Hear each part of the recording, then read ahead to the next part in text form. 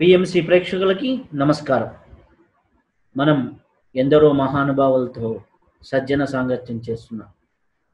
ఇప్పుడు మరొకసారి డాక్టర్ సుమన్ గారితో మనం సజ్జన సాంగత్యం చేసే భాగ్యం కలిగింది.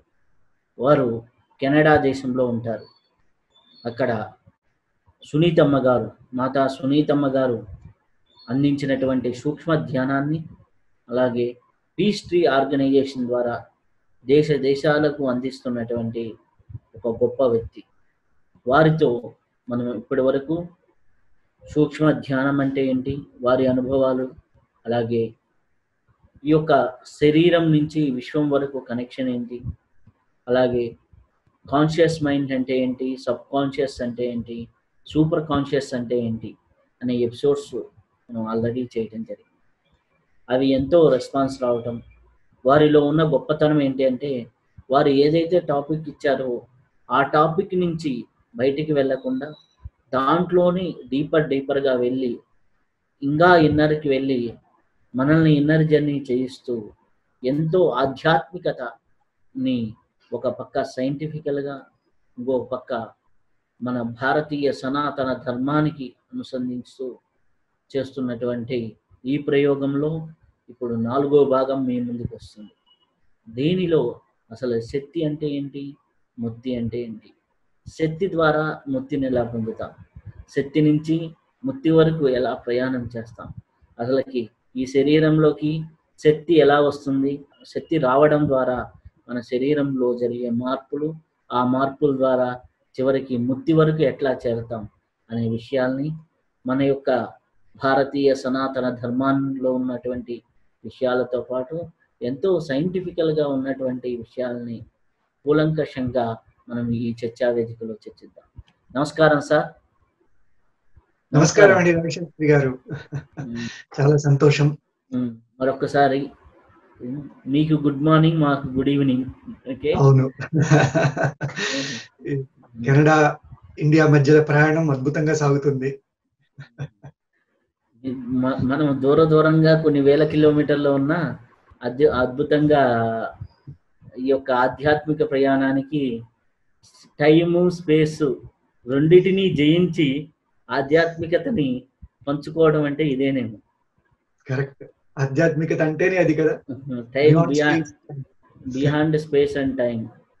కరెక్ట్ గా చెప్పారు సార్. అసలు శక్తి అంటే ఏంటి, ఆ శక్తి నుంచి ముక్తి దాకా వెళ్ళాలి అనే విషయం మనం ఈరోజు అనుకున్నాం.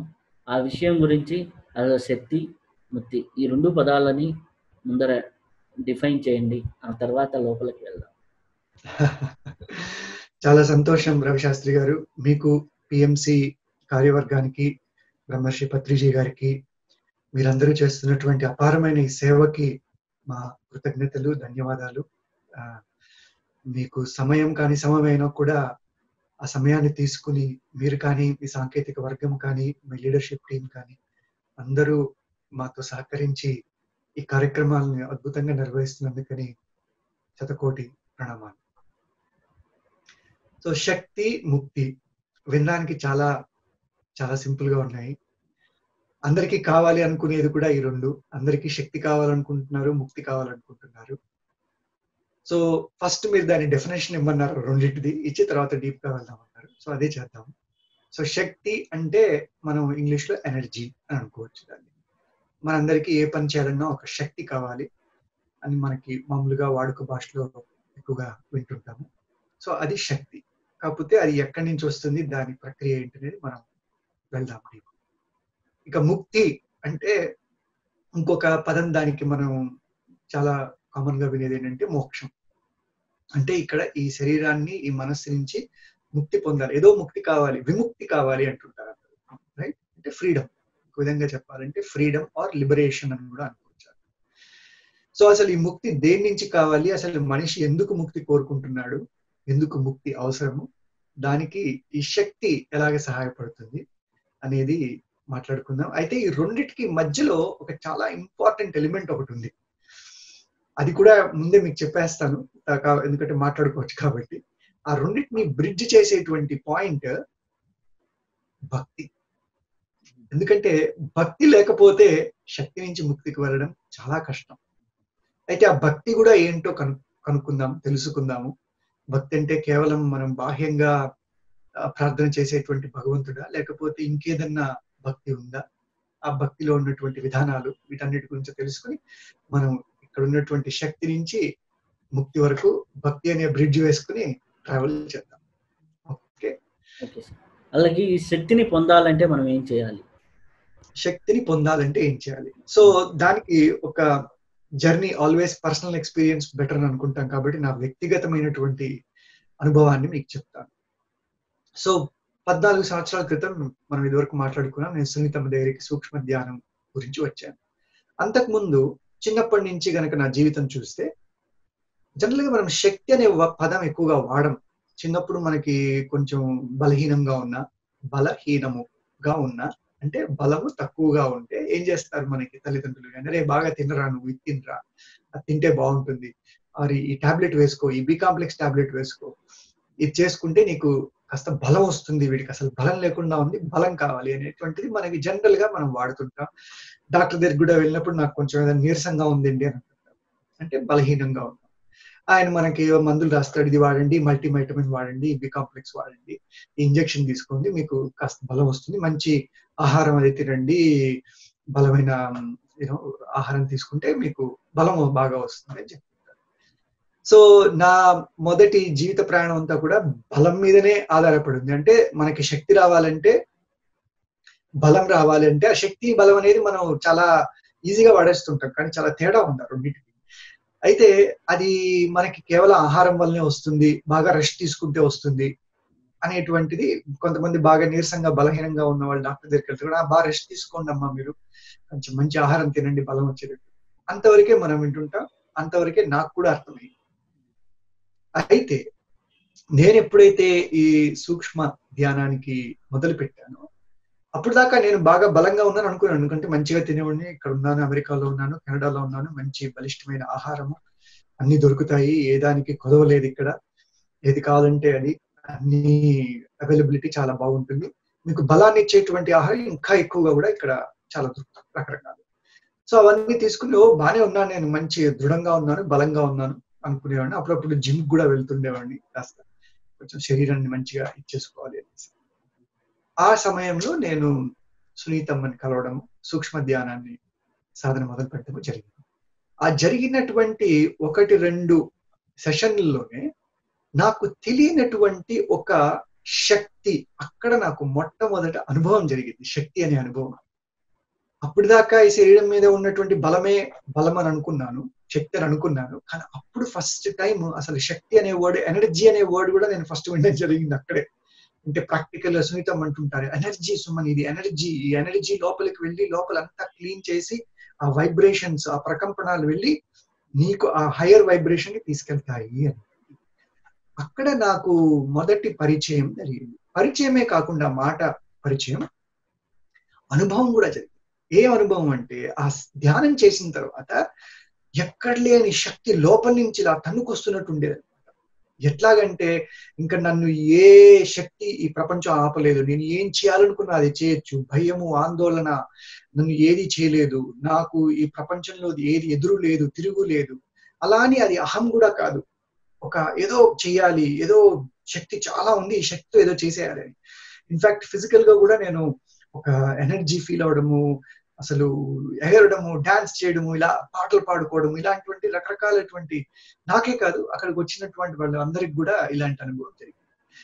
అది ఎలాంటి ఎనర్జీ అంటే ఆల్మోస్ట్ నాకు ఒక న్యూక్లియర్ ఎనర్జీ లాగా అనిపించేది. అది ఆపలేము, అది తరగదు, ఎప్పుడు అలా పుడుతూనే ఉంటుంది ఆ శక్తి.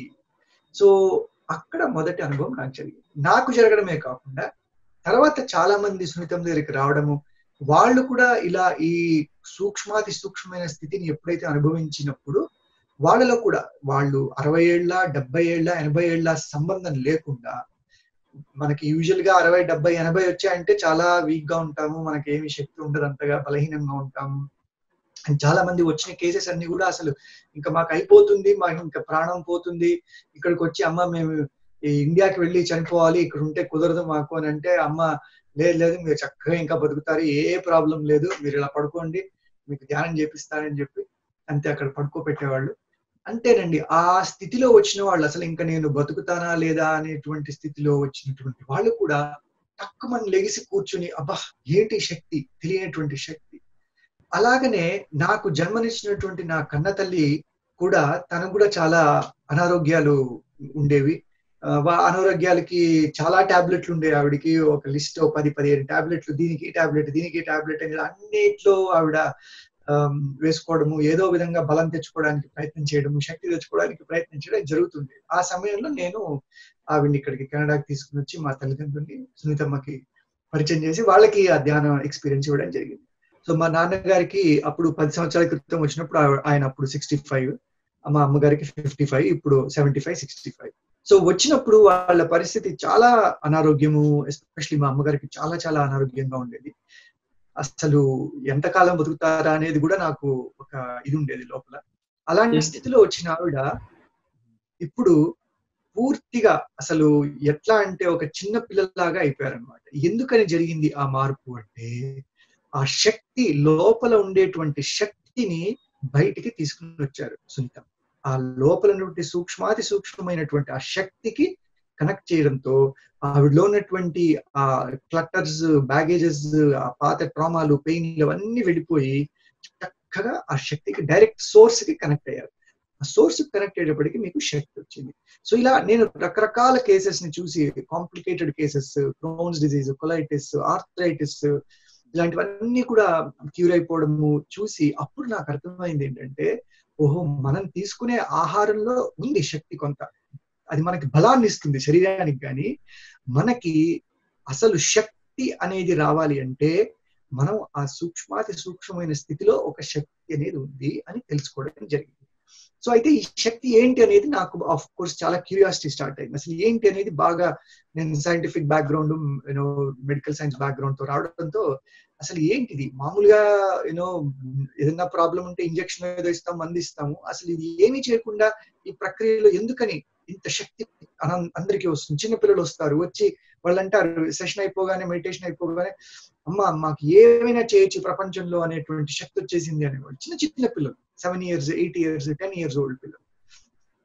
సో అక్కడ నాకు క్యూరియాసిటీ బాగా స్టార్ట్ అయింది. ఓహో ఇది ఏదో ఉంది ఇక్కడ, ఏదో ప్రక్రియ అనేది జరుగుతుంది అనేటువంటి ఒక క్యూరియాసిటీ స్టార్ట్ అయ్యి అప్పుడు నేను కొంత ఇటు ఆధ్యాత్మికంగా, ఇటు శాస్త్రీయంగా, సైంటిఫిక్ గా కూడా ఒక రీసెర్చ్ చేస్తే అక్కడ నాకు ఒక అద్భుతమైనటువంటి పుస్తకం నాకు చదవడం జరిగింది. ఆ పుస్తకం పేరు యూనివర్స్ ఫ్రమ్ నథింగ్ అనేటువంటి పుస్తకం. అది డాక్టర్ లారెన్స్ క్రాస్ అనేసి ఒక థియరిటికల్ ఫిజిసిస్ట్ ఉంటారు ఇక్కడ యూనివర్సిటీ, కాలిఫోర్నియాలో, కాల్టెక్ అనే యూనివర్సిటీలో. ఆయన ఆ పుస్తకం రాయడం అనేది జరిగింది. సో ఆ పుస్తకం చదివిన తర్వాత నాకు అసలు ఓహో శక్తి అంటే సైంటిఫిక్ గా ఉంది, దానికి ఒక ప్రవచనము, ఒక నిర్వచనము అనేటువంటిది నాకు అర్థమైంది. ఆయన ఏం చెప్తారంటే, ఇప్పుడు మనకి శరీరంలో ఇదివరకు కూడా మనం మాట్లాడుకున్నాం, ఎన్నో కణాలు ఉన్నాయి, కణాలలో ఇంకా లోపలికి వెళ్తే అణువులు ఉన్నాయి, అణువుల లోపలికి వెళ్తే పరమాణువు ఉన్నాయి, ఎలక్ట్రాన్స్, ప్రోటాన్స్, న్యూట్రాన్స్. దాని లోపలికి వెళ్తే క్వార్క్స్ అంటారు, ఇంకా చాలా చాలా పరమాణువులు. ఆయన ఏమంటారంటే ఇవన్నీ దాటేసుకుని మనం పూర్తిగా అసలు ఆ అణువులు, ఆ పదార్థం అనేటువంటి స్థితిని దాటేసిన తర్వాత ఒక స్టేట్ కి వెళ్తాం. ఆ స్టేట్ లో ఏముంటుంది అంటే ఏమీ ఉండదు, నథింగ్ అన్నాడు, ఎంప్టీ. కానీ అక్కడ ఉన్నటువంటి శక్తి ఎంత శక్తి అంటే అసలు దాన్ని మనం ఎలాంటి ఇన్స్ట్రుమెంట్ తో కూడా మెజర్ చేయలేనటువంటి శక్తి ఒకటి అక్కడ ఉంది. ఆ శక్తి నుంచే ఈ పదార్థం అనేది కూడా పూర్తిగా పుడుతుంది అనేసి. సో అప్పుడు నాకు దాన్ని మన ఆధ్యాత్మికతకి కనెక్ట్ చేసుకుంటే ఆ శుద్ధ చైతన్యము అనేటువంటిదే ఈ శక్తి. ఎప్పుడైతే మనం మన శూన్య స్థితికి వెళ్ళిపోయి కంప్లీట్ గా ఆ సూక్ష్మాతి సూక్ష్మ స్థితిని మనం అనుభవిస్తున్నామో ఈ ధ్యానంలో, ఆ స్థితికి వెళ్ళినప్పుడు అక్కడి నుంచి మనకి ఆ శక్తి అనేది స్టార్ట్ అవుతుంది. ఆ శక్తి నుంచి మనకి బలం వస్తుంది. సో అక్కడ నాకు ఆధ్యాత్మికంగా ఇటు శాస్త్రీయంగా తెలుసుకుని చాలా అసలు గొప్ప అనుభవం అనమాట. ఓహో ఇది ఉందన్నమాట, ఇది జరుగుతుందన్నమాట, ఇక్కడి నుంచే మనకి పదార్థం అనేది పుడుతుంది అనేటువంటి తెలుసుకోవడం జరిగింది. సో మనం ఇవాళ ఈ ధన జన యవ్వన బలం అనేటువంటి దాని మీద డిపెండ్ అయ్యి, దాని మీద మనం మన అన్ని ఆశలు అన్ని పెట్టుకొని మనం ఈ శక్తి అనేటువంటిది మనకి అసలు ఈ శరీరం నిలపడానికి కావలసినటువంటి శక్తి, ప్రాణశక్తి ఏదైతే ఉందో దాన్ని పూర్తిగా కలుషితం చేస్తున్నాం. దేంతో కలుషితం చేస్తున్నాం వాటిని? మన ఆలోచనలు, మన జీవన విధానము, జీవన శైలి, మన ఆహారము, వ్యవహారము, వీటన్నిటితో మనము మన శక్తిని పూర్తిగా కంప్లీట్ గా దాన్ని కలుషితం చేసి అది ఇక్కడ బలహీనమయ్యి ఇవాళ మనం చూస్తున్నటువంటి అనారోగ్యాలు ప్రపంచంలో చూస్తే వాటన్నిటికీ మూల కారణం ఈ ప్రాణశక్తి అనేటువంటిది మనం అనుభవించలేకపోవడమే, ఆ ప్రాణశక్తిని మనం నిలుపుకోకపోవడమే.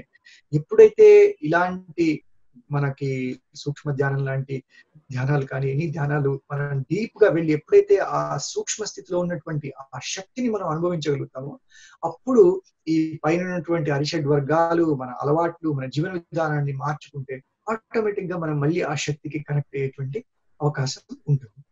అయితే అసలు ఈ శక్తి ఎక్కడి నుంచి వస్తుంది అనేది కూడా మనం ఇందాక మాట్లాడుకున్నాము. కానీ మనం ఇప్పుడు ఆధ్యాత్మికంగా చూసుకుంటే అసలు ఈ శుద్ధ చైతన్యము అనేటువంటిది పురుష అని అంటాము. ఆ పురుష, పరమ పురుష అని అంటుంటాం కదా, ఆ శక్తి అది నిర్గుణం అన్నమాట. దానికి ఆకారం లేదు, కానీ అక్కడ ఒక శక్తి ఉంది. అక్కడి నుంచి మెల్లిగా ప్రకృతి అనేటువంటిది మొదలైంది. ఆ ప్రకృతియే మనకి కనిపించేటువంటి సాకారం, కనిపిస్తున్నటువంటి ప్రకృతి, నేచర్ అనేది అంతటి కూడా మనము గాని, మన శరీరం కానీ ఇదంతా ప్రకృతిలో భాగం. సో ఇక్కడి నుంచి మొదలైనటువంటి శుద్ధ చైతన్యము ప్రకృతిగా మార్పు చెంది ఆ పదార్థంగా ఏర్పడి ఆ పదార్థం ఏం చేస్తుందంటే మన గుణాల ద్వారా మనకి కర్మేంద్రియాలు, జ్ఞానేంద్రియాలు, పంచభూతాలు, శరీరము ఇవన్నీ కూడా అక్కడి నుంచి తయారవుతున్నాయి. సో ఆ శక్తి అనేది ప్రతి మనిషిలో ఉంది. అలా అని మనకి లేకపోవడం అని లేదు. పుట్టిన ప్రతి వ్యక్తికి ఆ శుద్ధ చైతన్యం, ఇందాక మనం లాస్ట్ టైం కూడా అనుకున్నాం, సూపర్ కాన్షియస్నెస్ అనేది ప్రతి ఒక్కరికి ఉంది. కాకపోతే మన జీవన విధానం వల్ల దాన్ని మనం పాడు చేసుకుంటున్నాం. ఆ శక్తి ఎన్ని మార్పులు చెందుతుందంటే మనలో మెకానికల్ గా ఈ శరీరం కదలడానికి ఉపయోగపడేటువంటి శక్తిగా ఒక శక్తి, లోపల మనకి జరిగేటువంటి మన అవయవాలన్నీ పనిచేయడానికి లోపల హార్ట్ కానీ, లంగ్స్ కానీ, బయాలజికల్ ఆర్గన్స్ అన్ని పనిచేయడానికి అదొక రకమైనటువంటి శక్తి. తర్వాత ఆ బయాలజికల్ లో ప్రతి కణంలోకి వెళ్తే అక్కడ జరిగేటువంటి కెమికల్ రియాక్షన్స్ ఉంటాయి. ఆ కెమికల్ రియాక్షన్స్ అన్ని జరిగేటువంటిది ఒకదొక శక్తి. తర్వాత మన ఆలోచనలు ఏవైతే ఉన్నాయో అవి క్రియేట్ చేసేటువంటి ఎలక్ట్రికల్ ఇంపల్సెస్, ఎలక్ట్రికల్ శక్తి. ఆ శక్తులు మనకి ప్రతిరోజు మన జీవిత విధానానికి ఉపయోగపడుతున్నాయి. అయితే అది ఆ శక్తులన్నీ కూడా మన అసలు లోపల ఉన్నటువంటి ఆ సూక్ష్మ శక్తి అనేది వాడుకుని దాని నుంచి తయారైనటువంటి బాహ్యమైన శక్తులు అన్నమాట. ప్రతి మనిషి కూడా మళ్ళీ తన సహజ శక్తికి వెళ్ళగలగాలి. ఆ వెళ్ళగలిగినప్పుడే మన బాడీ అనేది, మన ఫిజికల్, ఈ mechanical, biological, chemical, electrical activity ఏదైతే ఉందో అది రీఛార్జ్ అవుతుంది. ఎలాగంటే ఇప్పుడు మనకి శుద్ధ చైతన్యం అనేటువంటిది ఒక పొటెన్షియల్ ఎనర్జీ అంటాం ఫిజిక్స్ లో. అది అలా ఉంటుంది, ఎప్పుడు దానిలో శక్తి ఎప్పుడు తరగదు, అలా ఉంటుంది ఆ శక్తి. ఈ బాహ్యంగా మనం చూపించేటువంటి ఈ 5 రకాల శక్తులు ఏవైతే ఉన్నామో ఇవన్నీ ఏంటంటే కైనెటిక్ ఎనర్జీ. ఎందుకని మనం యాక్షన్ లో పెడుతున్నాం, కర్మల్లో పెడుతున్నాం ఆ శక్తిని. ఈ కర్మల్లో పెట్టినప్పుడు ఏమవుతుంది, న్యాచురల్ గా మనం ఏదైనా పని చేస్తే దానికి మురికి అనేది అంటుతుంది. ఇప్పుడు మనం ఒక షర్ట్ ఏదో వేసుకున్నాం, బయటికి వెళ్తాం, వేసుకుని వెళ్ళిన తర్వాత ఒక గంటకో లేకపోతే ఒక రోజుకో దానిలో మురికి చేరుకుంటుంది కదా. అలాగనే మనం చేసేటువంటి కర్మలో ఆలోచనల మూలాన ఈ మనలో ఉన్నటువంటి ఆ శక్తి ఏదైతే ఉందో అది కలుషితం అవుతుంది. సో అది ఎప్పుడైతే మనం మళ్ళీ ప్రతిరోజు వచ్చి దాన్ని క్లీన్ చేసుకుని మళ్ళీ ఆ పొటెన్షియల్ ఎనర్జీ, ఆ శుద్ధ చైతన్యానికి, ఆ సూక్ష్మాతి సూక్ష్మమైనటువంటి స్థితికి చేరుతామో అక్కడ మళ్ళీ రీఛార్జింగ్ అవుతుంది. ఇది నేను ప్రతిరోజు అనుభవిస్తుంటాను. ఇన్ఫాక్ట్ చాలా మంది అడుగుతుంటారు, సుమన్ నువ్వు ఉద్యోగం చేస్తుంటావు, నీకు సంసారం ఉంది, నువ్వు ఇవి సూక్ష్మ ధ్యానం చేస్తుంటావు, ప్లస్ ఎంతో మందికి పీసీ ఆర్గనైజేషన్ ద్వారా చేస్తున్నాం, ఇప్పుడు మనం ఇంటర్వ్యూలు చేస్తున్నాము, ఇవన్నీ జరుగుతూనే ఉన్నాయి. నీకు అసలు 24 గంటలు ఎలా సరిపోతుంది, నీకు అంత శక్తి ఎక్కడి నుంచి వస్తుంది అని అడుగుతుంటారు చాలా మంది. సో దానికి నేను ఇచ్చే ఆన్సర్ ఒకటే ఆన్సర్, ఫస్ట్ మనం ఆ శుద్ధ చైతన్యం అనేటువంటి ఆ ప్యూర్ ఎనర్జీకి మనం కనెక్ట్ అవ్వగలగాలి ప్రతిరోజు. ఎలాగైతే మనం ఒక సెల్ ఫోన్ ని తీసుకెళ్లి వాడుకున్న తర్వాత బ్యాటరీ డిశ్చార్జ్ అవుతుంది. ఆ డిశ్చార్జ్ అయినప్పుడు ఏం చేస్తున్నాం, మళ్ళీ తీసుకెళ్లి రాత్రి దాన్ని మనం ప్లగ్ చేస్తున్నాం. కానీ మనం ఈ శరీరం అనేటువంటి ఈ బ్యాటరీని తీసుకెళ్లి రీఛార్జింగ్ అనే ప్రాసెస్ చేయట్లేదు, దానికి మళ్ళీ శక్తిని ఇవ్వడం లేదు. ఇన్స్టెడ్ ఏం చేస్తున్నాము, పైన బాహ్యమైనటువంటి ఈ బలం మీద డిపెండ్ అవుతున్నాం. ఈ మంచి ఫుడ్ తింటే ఇది వస్తుంది, ఆ బిర్యానీ తింటే వస్తుంది, ఈ జ్యూస్ తాగితే వస్తుంది, కోకో కోలా పెప్సీ తాగితే వస్తుంది, ఈ టాబ్లెట్లు వేసుకుంటే వస్తుంది, లేకపోతే ఈ ఆల్కహాల్ తీసుకుంటే మంచి కిక్ వస్తుంది అని కేవలం ఈ బయట ఉన్నటువంటి బాహ్య బలాల మీద డిపెండ్ అయ్యి మనం ఆ శక్తిని పూర్తిగా కలుషితం చేస్తున్నాం.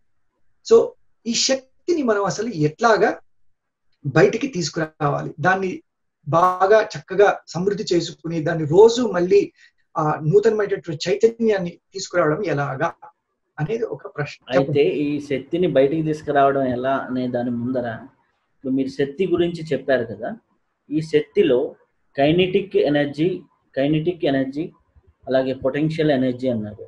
ఈ పొటెన్షియల్ ఎనర్జీ విశ్వ శుద్ధ చైతన్యం, అలాగే కైనెటిక్ అనేది మీ రోజు వాడేటటువంటి మన ఎనర్జీ, ఈ యొక్క కర్మల్లో ఉపయోగించే శక్తి.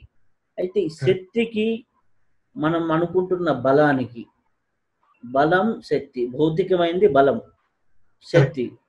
శక్తికి బలం యాడ్ అయితే ప్లస్, అలాగే ఈ రెండు వేరువేరా, ఈ రెండు టిని ఎందుకు బలమే గ్రేట్ అనేది ఒక సూడో ఇది సైకాలజీ మనుషులకి అంటుకుంది. అలా బలం శక్తి డిఫరెన్స్ ఏంటి? Beautiful question, excellent question. అసలు సో శక్తి అంటే మనం ఎనర్జీ అని చెప్పుకున్నాం కదా, బలం అంటే పవర్.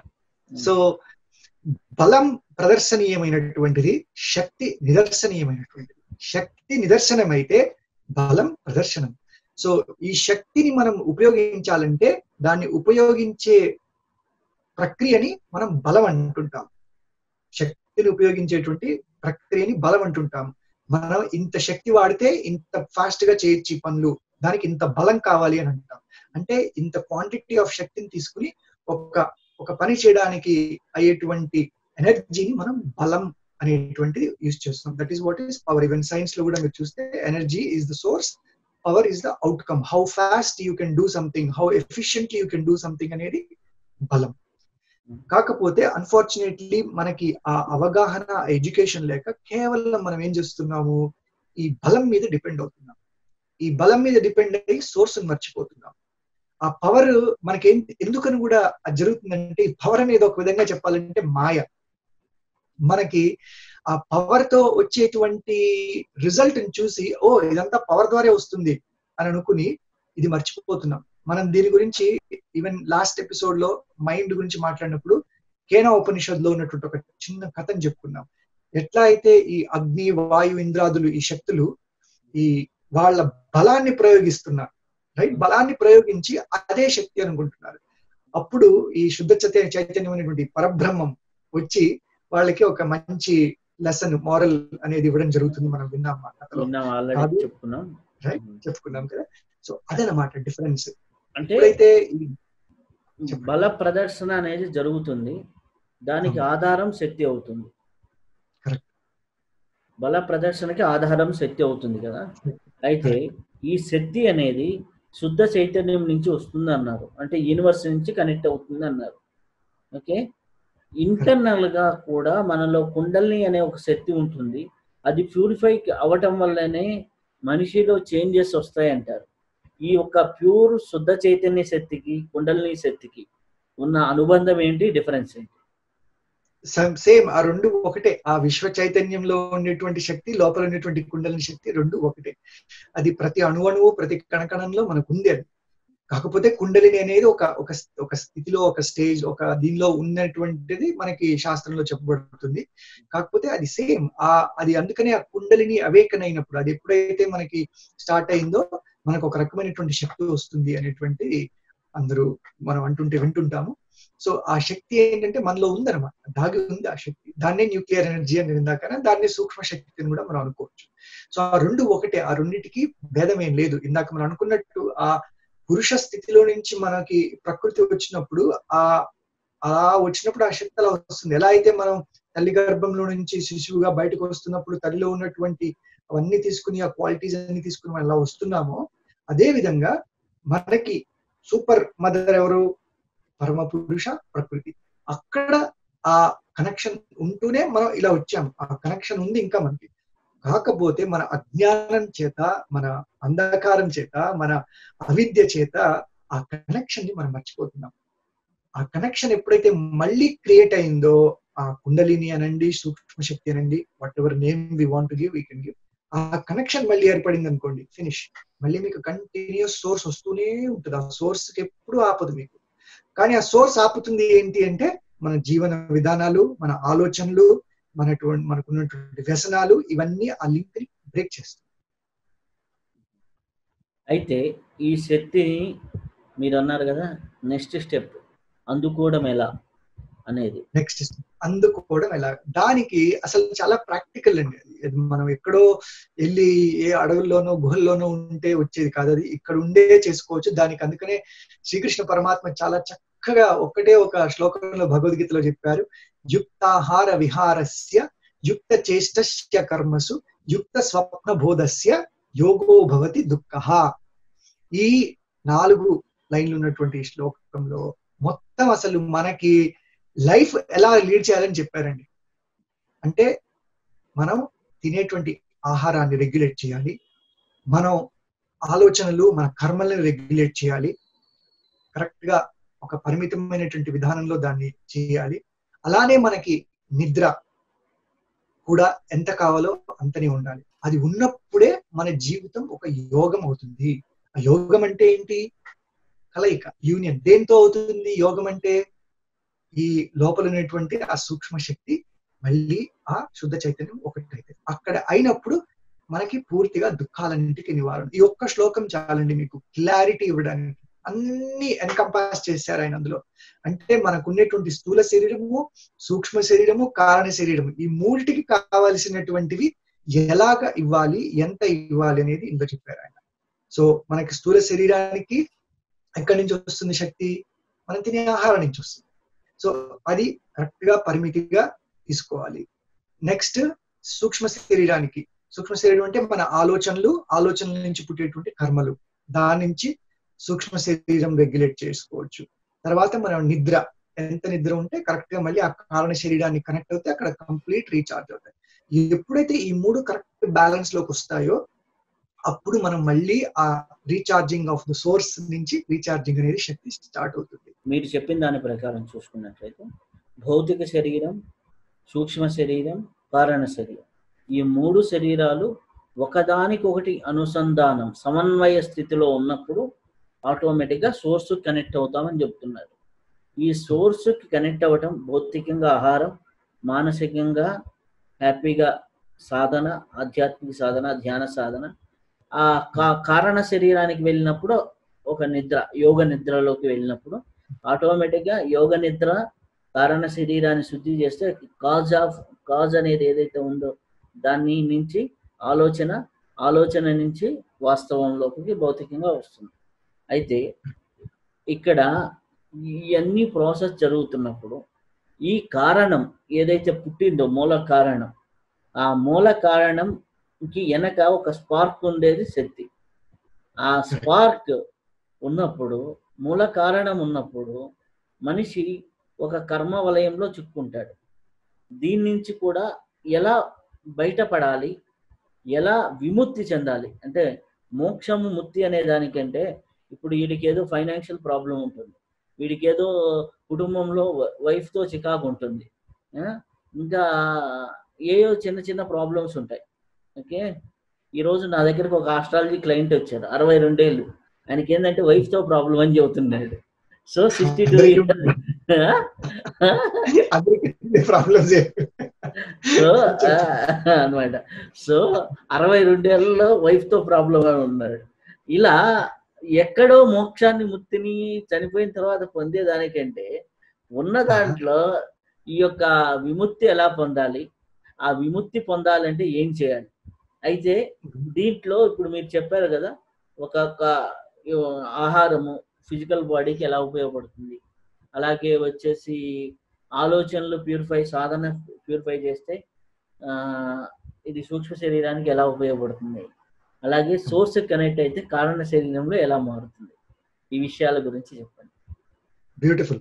సో మీరు అన్నది చాలా మంచి ప్రశ్న. అది ఇన్ఫాక్ట్ మేము ఇక్కడ చాలా మంది వచ్చేది కూడా సునీత దగ్గరికి అదే సేమ్ సిచ్యువేషన్ లో వస్తుంటారు.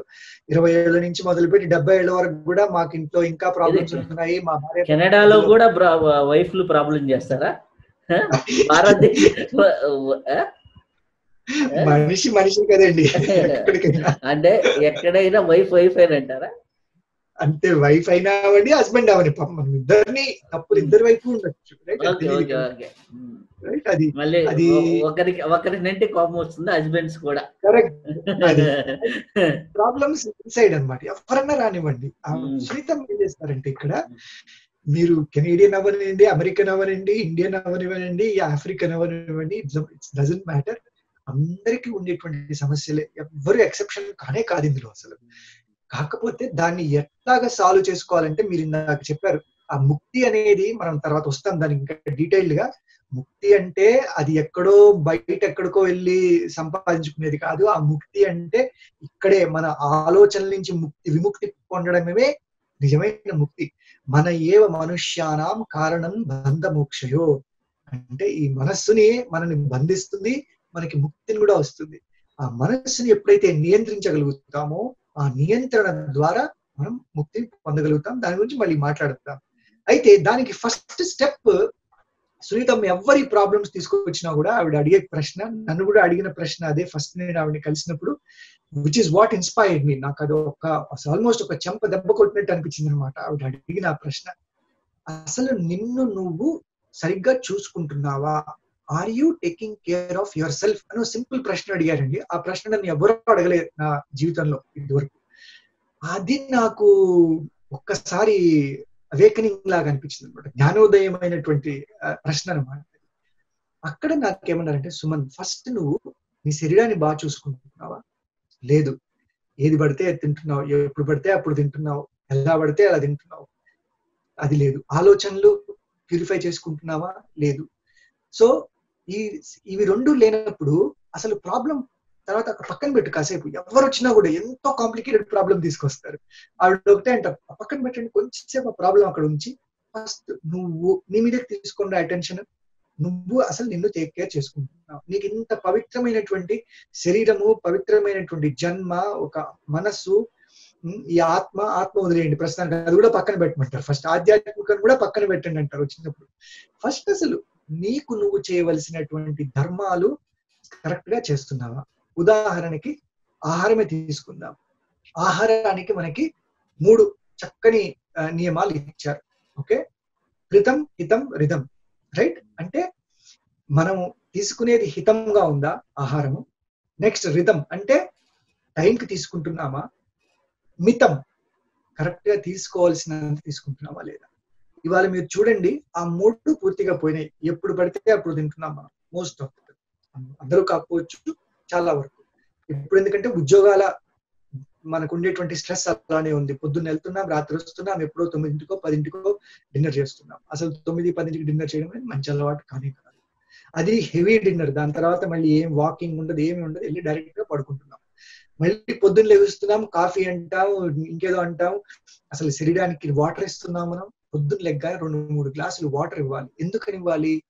రాత్రి మనం 7 గంటలు 8 గంటలు పడుకున్నప్పుడు పూర్తిగా శరీరం డిహైడ్రేట్ అయిపోతుంది. నీరంతా కూడా అది ఇదైపోయి ఆల్మోస్ట్ ఒక ఎండిపోయినటువంటి మొక్కలాగా అయిపోతుంది శరీరం. కానీ మనం పొద్దున్న ఆ పని చేయట్లేదు. పొద్దున్న అలారం కొట్టినప్పుడు లెగిసే పరిస్థితి లేదు. అమ్మా ఇంకో 10 నిమిషాలు పడుకుందాం, ఇంకో 10 నిమిషాలు పడుకుందాం అని లెథార్జీతో మనం బతుకుతున్నాం. శరీరానికి ఇవ్వాల్సినటువంటి నీరు లేదు. పొద్దున్న లేసి ఒక కాఫీ బయట కొనుక్కోవడము, ఇంకెక్కడ తాగడము, బ్రేక్ఫాస్ట్ సరిగ్గా లేదు. పొద్దున్న చక్కగా మంచి శక్తివంతమైనటువంటి ఆహారం ఇవ్వాలి. మంచి ఆహారం, ఏదో డీప్ ఫ్రై చేసినటువంటి ఫుడ్ కాదు. మంచి ఆహారం, మొలకలు, ధాన్యాల నుంచి వచ్చినటువంటి మంచి టిఫిన్లు, స్టీమ్ చేసినటువంటి ఫుడ్ అలాంటివి తీసుకోవాలి. రైట్, అండ్ హితం తీసుకోవాలి, హితమైనటువంటి ఆహారం, ఇలాంటి ఆహారం. తర్వాత టైంకి తీసుకోవాలి, కానీ మితంగా తీసుకోవాలి. అది కూడా మనం వెళ్తుంటాం, ఏదో తినేస్తుంటాం. ఎంత తింటున్నా కూడా మనకు అవగాహన ఉండదు. నాకు ఉండేది కాదు. In fact 14 years back. నేను ఎవరినో బ్లేమ్ చేయట్లేదు, నా జీవితం కూడా అలానే ఉండేది ఇదివరకు. ఎందుకంటే ర్యాట్ రేస్ అనమాట, రన్నింగ్ రేస్. రోజులు పొద్దున్న లెగిస్తే పరిగెత్తడం, రాత్రి వరకు పరిగెత్తడం, ఇదే సరిపోయింది. సో ఇది ఫస్ట్ చేస్తున్నామా లేదా అనేది ఫస్ట్ చేయాల్సినటువంటి పని. ఆ తర్వాత నెక్స్ట్ మనసు కొద్దాం. ఈ మనస్సుని మనం శరీరాన్ని ఎలా అయితే ప్రక్షాళన చేసుకుంటున్నామో, స్నానం చేస్తున్నామో, ఆ మనసుని ప్రక్షాళన చేసుకుంటున్నామా? లేదు. రోజు జరిగేటువంటి గొడవలు, మనం క్రియేట్ చేసుకునేటువంటి అపార్థాలు, మనం క్రియేట్ చేసుకునేటువంటి అపోహలు, వీటన్నిటిలో మనం మునిగిపోయి అసలు ఇంకా రోజు రోజుకి ఆ మనస్సు అనేది కంప్లీట్ గా ఒక మాన్స్టర్ కింద తయారవుతుంది. Mind is becoming a monster eventually. So అది జరుగుతుంది. తర్వాత వచ్చి స్లీప్, నిద్ర గురించి మాట్లాడదాం.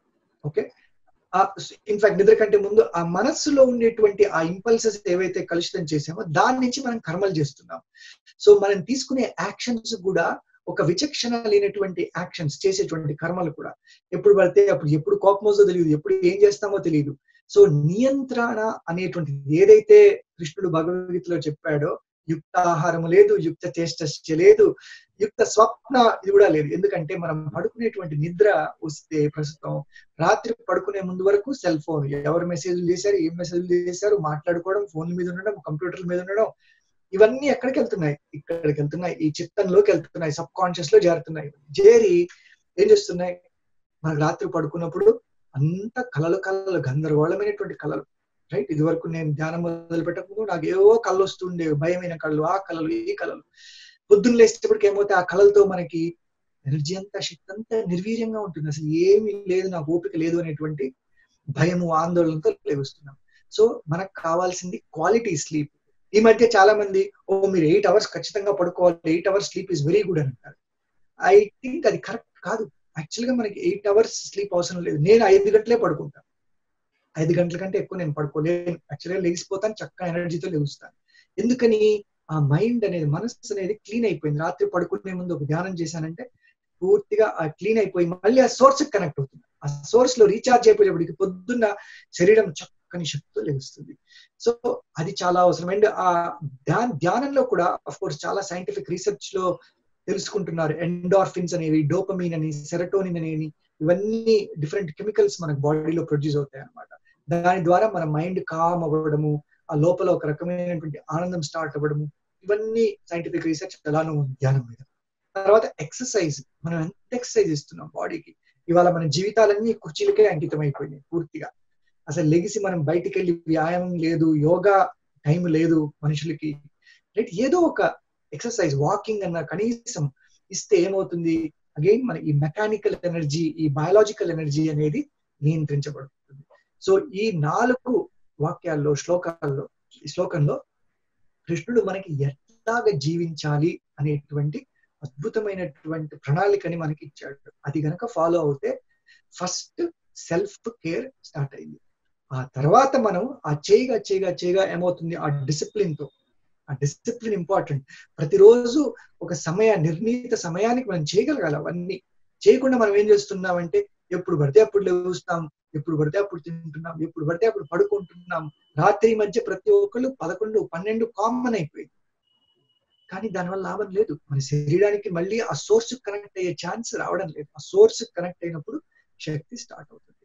సో ఇది మనం సింపుల్ విధానం అనమాట. అసలు శక్తిని మనం ఎలాగా మళ్ళీ క్యాచ్ చేయొచ్చు అంటే through self care, self love. మనల్ని మనం ప్రేమించుకోవడం, ముందు మనలో ఉన్నటువంటి ఆ ప్రేమని, ఆనందాన్ని అనుభవించడం, వీటి ద్వారా న్యాచురల్ గా మనం ఆ శక్తికి సోర్స్ కనెక్ట్ అవుతాం. ఇది శక్తిని అనుభవించే విధానం. అయితే ఇప్పుడు మీరు శక్తిని అనుభవించే విధానం గురించి చాలా బాగా చెప్పారు. అయితే ఇక్కడ శక్తి మనకి వచ్చే సోర్స్లో ఇప్పుడు చాలా మంది చెప్తుంటారు 9 కంటే ముందర పండుకుంటే, 9 కంటే బిఫోర్ ఉంటే, స్లీప్ కానీ వెళ్తే మీకు మంచి ఆనందం, బ్లిస్ఫుల్ కెమికల్స్ బ్రెయిన్లో రిలీజ్ అవుతాయి. లేకపోతే మీరు నైట్ 12కో 1కో పండుకుంటే బ్లిస్ఫుల్ కెమికల్స్ రిలీజ్ కావు. దానివల్ల ఎంతో ఈ యొక్క ఒత్తిడి ఇవన్నీ కూడా క్రియేట్ అవుతూ ఉంటాయి అని చెప్తూ ఉంటారు. అది ఎంతవరకు నిజం? వెరీ కరెక్ట్ అండి. ఎందుకంటే శరీరానికి ఇందాక మనం అనుకున్నట్టు ఒక సైకిల్ అనేది ఉంటుంది. ఇప్పుడు మనం సృష్టిని చూస్తున్నాం, బయట చూడండి. సృష్టిలో ఒక సీజన్, ఒక రీజన్ ఉంది ప్రతిదానికి. ఈవెన్ మనం జంతువులను చూస్తే కూడా చాలా జంతువులను మనం అనుకునే వాటిని చాలా ఇదిగా చూస్తుంటాం. కానీ నాకైతే బీయింగ్ ఎ వెటనరీ డాక్టర్, జంతువులంటే అసలు ఎంత గౌరవం అంటే నాకు అవి చాలా కరెక్ట్ గా జీవిస్తాయండి. ఎంత కావాలో అంత తింటాయి, ఎప్పుడు పడుకోవాలో అప్పుడు పడుకుంటాయి. వీటన్నిటికీ న్యాచురల్ గా తెలుసు. ఎందుకనంటే అవి ప్రకృతితో సింక్రనైజ్ అయిపోయినాయి. అనుసంధానం ఉంది వాటికి. మనకి లేదు. మనకి లేక ఏం చేస్తున్నాం అంటే ఆ రిథమ్ ని పాడు చేసుకుంటున్నాం.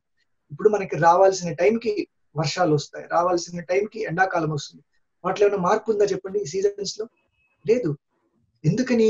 ఈ ప్రకృతికి కూడా ఒక ఒక ప్రాపర్ డిసిప్లిన్ అనేది ఉంది. ఒకవేళ ప్రకృతి అది తప్పింది అనుకోండి, చూడండి మనకి ఎంత కష్టం అవుతుంది. ఒకవేళ పడవలసిన వర్షాలు టైంకి పడకపోతే మనకి ఎంత ప్రాబ్లమ్స్ వస్తాయి. ఎండ ఎంత ఉండాలో అంతకంటే ఎక్కువ ఎండ ఉంటే ఏం ప్రాబ్లమ్స్ వస్తాయి మనకు తెలుసు. అనుభవిస్తున్నాం మనం ఆల్రెడీ. ఇప్పుడు మనకు ఉన్నటువంటి environmental problems it's biggest issue మనకి ఇవాళ. మనకి ఉన్నటువంటి నదులన్నింటినీ కలుషితం చేస్తాం. మనకి దానివల్ల ఎఫెక్ట్స్ ఆల్రెడీ తెలుస్తున్నాయి. మనకి మంచి నీరే కరువైపోయింది ఇవాళ. సో అట్లా మనం ప్రకృతిని తీసుకుంటే ప్రకృతిలో జరిగేటువంటి ఒక కరెక్ట్ హార్మనీ, ఒక మంచి రిథమ్ అనేది ఏదైతే ఉందో దాన్ని చక్కగా ప్రకృతిలో ఉంది ఆల్రెడీ. దాన్ని మనలో ఉన్నటువంటి రిథమ్ ని పాడు చేయడమే కాకుండా ఇవాళ మనం ప్రకృతిలో ఉండే రిథమ్ ని కూడా పాడు చేసేటువంటి స్థితికి వచ్చేసి మనం ప్రకృతిని నాశనం చేస్తున్నాము. బయట ప్రకృతిని, మనం ఉన్నటువంటి లోన ప్రకృతిని కూడా పాడు చేస్తున్నాం. సో ఆ రిథమ్, ఆ టైం అనేది చాలా చాలా ఇంపార్టెంట్ అండి. ఆ డిసిప్లిన్ అనేది, ఏ టైంకి తినాలి, ఏ టైంకి పడుకోవాలి. అసలు మీకు నేను ఘంటాపదంగా చెప్పగలను, ఇవాళ మనం చూస్తున్నటువంటి అనారోగ్యాలన్నిటికీ కారణం మన జీవన విధానమే. దారిలో క్వశ్చనే లేదు అసలు.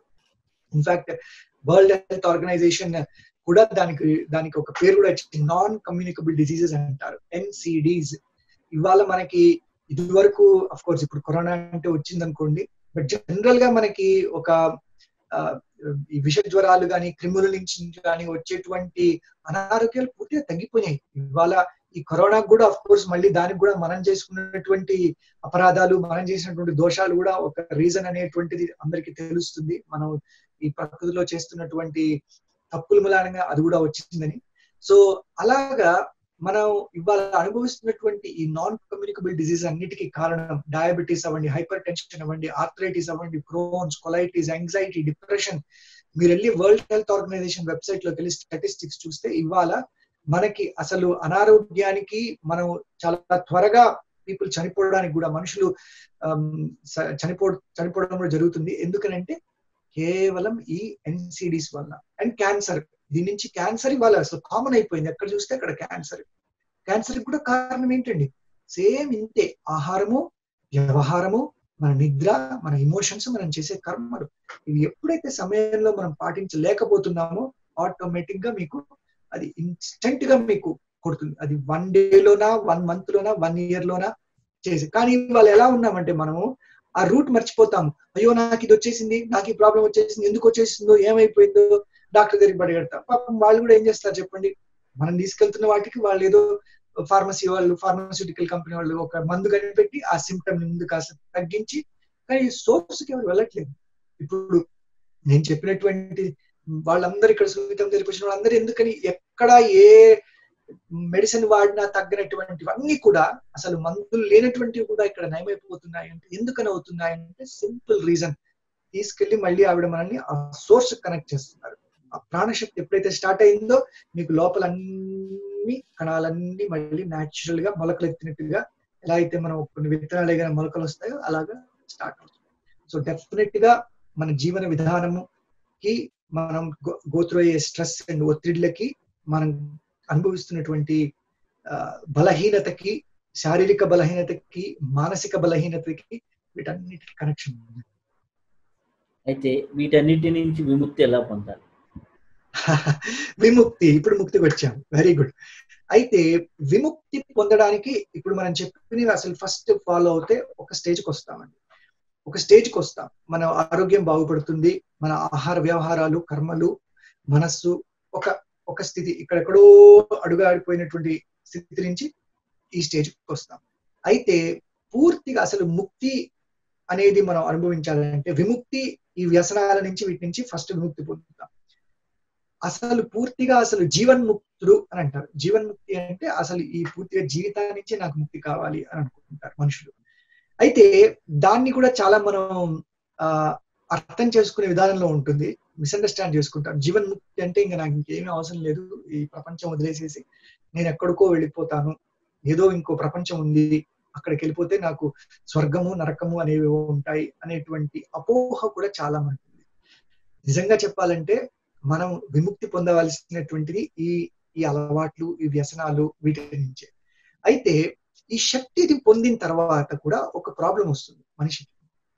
బాగా శక్తి వచ్చిన తర్వాత మనం అగైన్ అకేనోపనిషత్తులో చూసినట్టుగా ఆ శక్తి వచ్చేటప్పటికి ఒక చిన్న అహంకారం అనేది కూడా బయలుదేరుతుంది మనిషికి. ఎందుకనంటే ఆ శక్తిని అనుభవించి ఓ నా వల్లనే వచ్చింది, నేనే చేశాను ఈ శక్తి అంతా అనేటువంటి ఒక చిన్న అహంకారం స్టార్ట్ అవుతుంది. ఆ అహంకారం మళ్ళీ మనిషి పతనానికి కారణం అవుతుంది. ఆ అహంకారాన్ని మనం తీసేసి నిజమైన ముక్తి విముక్తి పొందాలి అంటే అక్కడ మధ్యలో ఒక భక్తి అనేది కావాలి. ఆ భక్తి అనేది ఏంటో కూడా మనం కొంచెం తెలుసుకుందాం. మనకి జనరల్ గా భక్తి అంటే ఏమనుకుంటామంటే ఒక గుడికి వెళ్ళడమో, ఒక చర్చికి వెళ్ళడమో, మసీదుకి వెళ్ళడమో, గురుద్వారాకి వెళ్ళడమో, వాట్ ఎవర్ మీరు ఏది మీ ఇదైతే అది ఫాలో అవుతే దాన్ని బట్టి మీరు వెళ్తుంటారు. అక్కడ ఏదో ఒక దేవుడు అనేటువంటిది ఉన్నాడు ఉంది అనుకుని మనం ఒక శరణాగత స్థితిని మనం పొందడానికి ప్రయత్నిస్తుంటాం. ఆ భక్తి బాహ్య భక్తి. అయితే మళ్ళీ నా వ్యక్తిగతమైనటువంటి అనుభవం మీకు చెప్తాను ఈ భక్తి విషయంలో. ఐ థింక్ చాలా పీపుల్ కి అందరికీ కూడా ఇది అర్థమవుతుంది, రిలేట్ చేసుకోగలుగుతారు. సో నా చిన్నతనం నుంచి ఓకే దేవుడు గుడి ఇవన్నీ ఇంట్రెస్ట్ బాగా వెళ్ళేవాడిని, బాగుండేది మామూలుగా. ఒక 10th క్లాస్ అది వచ్చేటప్పటికి ఏంటంటే ఆబ్వియస్లీ మనకి కోరికలు అనేవి మొదలవుతాయి. ఓ ఇప్పుడు నేను బాగా చదువుకోవాలి, మంచి మార్కులు రావాలి, మంచి స్కూల్లోకి వెళ్ళాలి, మంచి యూనివర్సిటీకి వెళ్ళాలి, ఇలాంటివన్నీ వస్తుంటాయి. అప్పుడు ఏమవుతుందంటే మనం గుడికి వెళ్ళినప్పుడు ఎవరో చెప్తుంటారే నువ్వు ఇచ్చేస్తే నీకు మంచి మార్కులు వస్తాయి, నువ్వు ఈ పారాయణం చేస్తే మంచి మార్కులు వస్తాయి, నువ్వు రోజు వెళ్ళి కొబ్బరికాయ కొడితే ఇక్కడ ఇవి వస్తాయి, ఆరు నువ్వు మొక్కుకో, లేకపోతే ఇది చేస్తే నీకు దేవుడా నీకు వచ్చి 108 కొబ్బరికాయలు కొడతాను అనేసి ఒక మొక్కు అంటారు. ఆరు ఇంకెక్కడికో వెళ్ళి నీ జుట్టు ఇస్తాను అని చెప్పి, కేశాలను ఇస్తామని చెప్పేసి ఇలా మొక్కులు ఉంటాయి. మనందరికీ తెలిసింది మొక్కుకుంటే అవుతాయి పనులు అనేటువంటిది ఒక చిన్న బీజం అనేది పడుతుంది. సో నేను కూడా దానికి డెఫినెట్లీ నేను కూడా చేశాను అలాంటి చిన్నప్పుడు. ఇక్కడికి వెళ్ళి పూజ చేస్తే ఇది అవుతుంది, అది చేస్తే అది అవుతుంది. దానిలో తప్పేం లేదు, వెరీ గుడ్. దానివల్ల మనకి ఏంటంటే ఒక నమ్మకం, ఫస్ట్ ఫెయిత్ అనేది స్టార్ట్ అవుతుంది, ఒక విశ్వాసము. ఏదో ఒక శక్తి ఉంది బయట, మనల్ని మించినటువంటి శక్తి, రాముడో కృష్ణుడో హనుమంతుడో జీసస్ అల్లానో whatever name you want, అది ఏదో ఒకటి ఉంది అక్కడ అనేటువంటి ఒక దీన్ని మనం ఊహించుకుని అక్కడ మొదలవుతుంది. సో నేను కూడా అలాగే స్టార్ట్ అయ్యాను. ఆ తర్వాత ఏమైందంటే నాకు ఒక ఇంటర్మీడియట్ యూనివర్సిటీకి వచ్చే టైంకి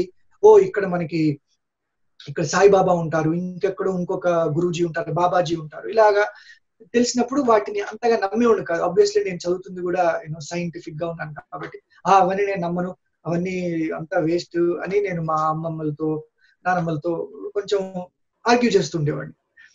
నమ్మకం అనేది ఉండేది కాదు. కాకపోతే మళ్ళీ గుడికి వెళ్ళడం ఇంట్రెస్టే, బయటకు వెళ్ళి అక్కడ దేవుడి దాన్ని పెట్టుకోవడం ఇంట్రెస్ట్. సో అక్కడ ఒక స్కెప్టిసిజం అన్నమాట స్టార్ట్ అయింది. ఉన్నాడా అసలు నిజంగా, ఉందో లేదో, ఉన్నాడేమోలే అనేటువంటి ఇంకా నిర్ధారణ లేదు దానికి. ఆ తర్వాత తర్వాత అమెరికా రావడం జరిగింది. ఆ తర్వాత జీవితము, తర్వాత వచ్చినటువంటి ఆటుపోట్లు. సో ఆ సమయంలో మళ్ళీ కొన్ని కష్టాలన్నీ వచ్చేటప్పటికి మళ్ళీ ఏం చేసి లేదు ఇది సాయి చరిత్ర చదివితే మన కష్టాలు పోతాయంట, ఓకే అది చదువుదాం. ఇంకేదో చేస్తే ఇంకేదో అవుతుందంట, ఇది పారాయణం చేస్తే అవుతుందంట. సో ఇవన్నీ చేశాను అనమాట. బాహ్యమైనటువంటి భక్తి ప్రదర్శన అంతా కూడా జరిగింది. అయితే ఒక స్టేజ్ లో ఏం జరిగిందంటే ఇవన్నీ చేస్తూ ఉండగా నాకు కొన్ని కష్టాలు నష్టాలు జీవితంలో వచ్చినాయి. అప్పుడు కూడా మళ్ళీ ఇలానే చేస్తూ ఉంటే ఆ కష్ట నష్టాలు తొలగడం లేదు. తొలగినప్పుడు నేను ఒక స్టేజ్ లో మళ్ళీ పూర్తిగా అసలు విశ్వాసం అనేది పోయింది. ఎంతవరకు పోయిందంటే అసలు ఇంట్లో ఉన్నటువంటి పూజ రూమ్ లో ఉన్నటువంటి ఆ విగ్రహాలు అవన్నీ కూడా తీసుకుని ప్యాక్ చేసేసుకుని ఒక డబ్బాలో పెట్టి మంచం కింద పడేసాను తీసుకెళ్ళి. అంత స్థితికి వచ్చింది అనమాట నా భక్తి. ఇదంతా ఏం లేదు, ఎందుకంటే నేను ఎన్ని పూజలు చేసినా ఎన్ని పారాయణాలు చేసినా నా కష్టాలు పోవడం లేదు, ఇదంతా అవసరం లేదు, ఇది భక్తి వేస్ట్ అనేటువంటి స్థితికి వచ్చింది. కరెక్ట్ గా అదే స్థితిలో సునీతమ్మ నా జీవితంలోకి ఎంటర్ అవ్వడం జరిగింది.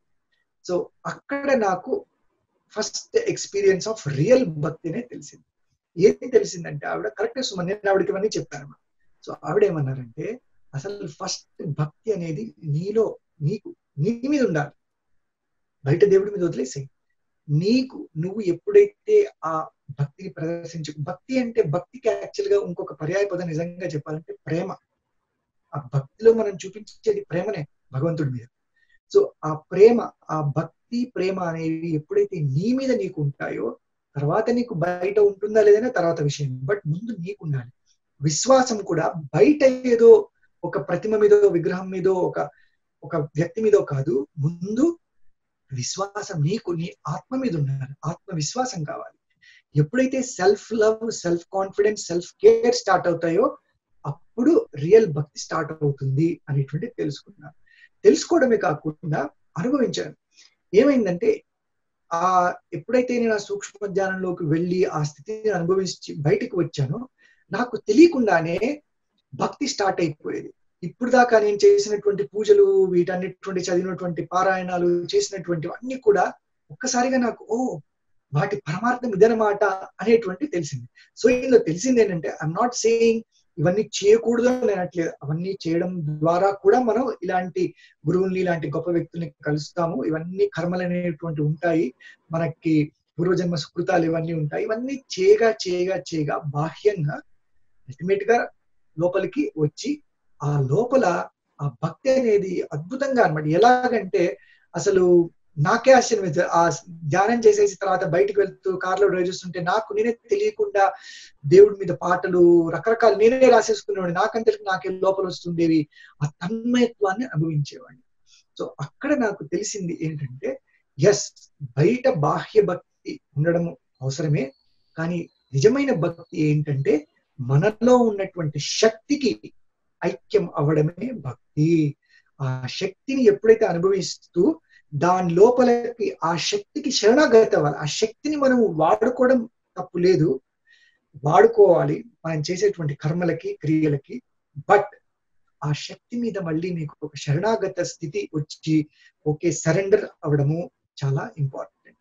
ఈ స్థితిలో ఇన్ఫాక్ట్ చాలా మంది నన్ను అడిగేవాళ్ళు. అంటే అక్కడ నాకేమైందంటే ఈ గురువు మీద కూడా భక్తి పెరిగింది. సునీతమ్మ గారు అనేటువంటి ఒక గురువు, ఆవిడ ఎప్పుడు చెప్పుకోరు గురువు అని, కానీ నాలోనే న్యాచురల్ గా అసలు మొదట్లో ఆవిడ నేను మామూలుగా పేరుతోనే పిలిచేవాడిని. అసలు గురువు, మాస్టర్ అలాంటి ఏమీ ఉండేవి కాదనమాట. బికాజ్ ఎందుకంటే నమ్మకం ఉండేది కాదు వేటి మీద. అక్కడ నాకు ఆవిడలో ఒక శక్తి ఉంది, ఆవిడ మీద ఒక భక్తి భావం స్టార్ట్ అయింది, ఒక ప్రేమ భావం స్టార్ట్ అయింది, ఒక శరణాగత స్థితి స్టార్ట్ అయింది. ఇక్కడికి వస్తే నా మైండ్ అంతా క్లీన్ అయిపోతుంది, నా లోపల ఒక ఆత్మ విశ్వాసం అనేది స్టార్ట్ అవుతుంది, నా మీద ప్రేమ స్టార్ట్ అయింది, ఆ ప్రేమతో వేరే వాళ్ళందరి మీద కూడా ప్రేమ స్టార్ట్ అయింది అనేటువంటి ఆ డివోషన్ ఎప్పుడైతే స్టార్ట్ అయిందో ఆటోమేటిక్ గా గురువు మీద భక్తికి స్టార్ట్ అయింది. ఏ రోజు కూడా ఆవిడ మీరు వచ్చి నాకు పూజలు చేయాలి, మీరు వచ్చి నాకు కాలజ్ఞానం పెట్టాలి, అసలు అవన్నీ అసలు ముట్టుకోరు కూడా ఆవిడ ఎవరిని. కేవలం ఆవిడ చేసేది ఏంటంటే మనలో ఉన్నటువంటి ఆ దివ్యత్వం అనేటువంటి దివ్య ప్రేమ, ఆ దివ్య భక్తిని మేల్కొల్పుతారు. ఆ మేల్కొల్పిన దాంతో మనం ఆటోమేటిక్ గా ఆ శరణాగత స్థితి అనేటువంటిది స్టార్ట్ అవుతుంది. అగైన్ భక్తి అంటే ఆ శక్తితో ఐక్యం ఉండడమే. అయితే ఈ భక్తికి కూడా ఈ నా జర్నీలో తెలుసుకుంది ఏంటంటే దానికి 3 స్టెప్స్ ఉన్నాయన్నమాట. 3 స్టెప్స్ ఏంటంటే మనకి అగైన్ భగవద్గీతలో చెప్తాడు, జ్ఞాతం, ద్రష్టం, ప్రవేష్టం. సో మనిషి ఈ భక్తి మార్గంలో ఉన్నప్పుడు ఈ 3 మనం అనుభవించాలి యాక్చువల్గా. ఫస్ట్ ది జ్ఞాతం. అంటే ఇప్పుడు మన చిన్నతనంలో ఏదో ఒక శక్తి ఉంది, దేవుడు ఉన్నాడు, బయట ఉన్నాడు అని అనుకునేటువంటి ఒక జ్ఞాతం, అంటే ఒక జ్ఞానం ఉంది అన్నమాట. అది ఫస్ట్ స్టెప్. తర్వాత స్టెప్ ద్రష్టం, అంటే దేవుడు ఈ రూపంలో ఉంటాడనమాట అనేటువంటిది ఒక ఎక్స్పీరియన్స్. అది ఒక గురువు ద్వారా అవ్వచ్చు, ఒక మనకి జ్ఞానాన్ని ఇచ్చేటువంటి ఎనీబడి హూఎవర్ ఇట్ ఈస్, వాళ్ళ మీద మనకి ఒక భక్తి భావం అనేది స్టార్ట్ అవుతుంది. అదేమవుతుంది, ద్రష్టం స్థితి అనమాట. చూసాము, దేవుడు ఉన్నాడు, దేవుడు ఆర్ ఒక శక్తి ఉంది అని తెలుసుకున్నాము, ఇప్పుడు దాన్ని చూస్తున్నాము, ద్రష్టం. తర్వాత ప్రవేశం, అంటే దాన్ని పూర్తిగా అనుభవిస్తున్నాము. ఇప్పుడు నేను ఆ దైవత్వము ఆర్ శక్తి, whatever name you want to give to that, అది ఒకటైపోయాము, దాన్ని పూర్తిగా అనుభవించి ఆస్వాదిస్తున్నాము అనేటువంటి స్థితి. సో ఈ 3 స్థితులు మనకి భక్తిలో వస్తాయి.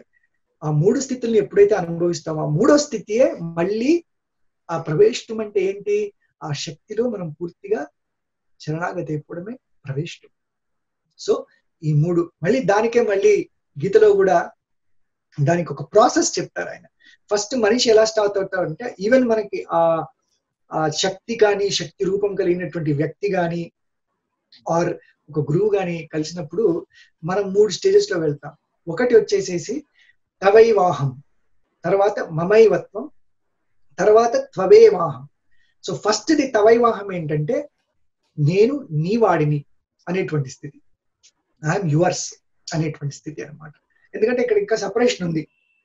సెకండ్ స్థితి వచ్చేసేసి మమైవత్వం. మమైవత్వం అంటే నువ్వు నా వాడివి. మనం చూస్తుంటాం భక్తిలో ఒక రకమైనటువంటి వైరాగ్యం, ఒక రకమైనటువంటి కోపం కూడా వస్తుంది. అక్కడ దేవుడితో మనం నువ్వు నావాడివి, ఏంటి నువ్వు నా మాట వినా. ఇప్పుడు త్యాగరాజు, రామదాసు రాసినటువంటి కీర్తన, అన్నమాచార్య, ఇవన్నీ మీరు చూస్తే మమైవత్వం అన్నమాట ఆ స్థితి. యు ఆర్ మైన్, నువ్వు నావాడివి, కానీ నువ్వు నా మాట వినట్లేదు ఏంటి? నేను ఇన్ని సంవత్సరాల నుంచి నిన్ను ధ్యానం చేస్తున్నాను, నీకు ఇంత చేస్తున్నాను, పూజలు చేస్తున్నాను, పురస్కారాలు చేస్తున్నాను, అయినా కూడా నువ్వు నాకు కనపడట్లేదు. నువ్వు నావాడివయ్యావు కానీ నువ్వు నాకు రావట్లేదు అనేటువంటిది ఒక స్థితి.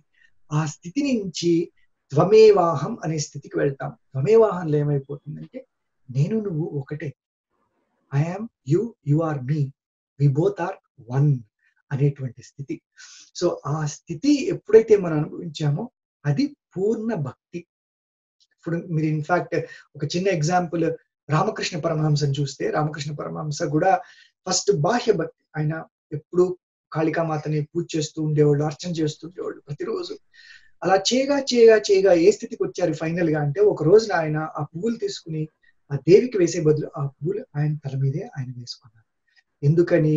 ఓహో నాలోనే ఉంది అనేటువంటి స్థితి.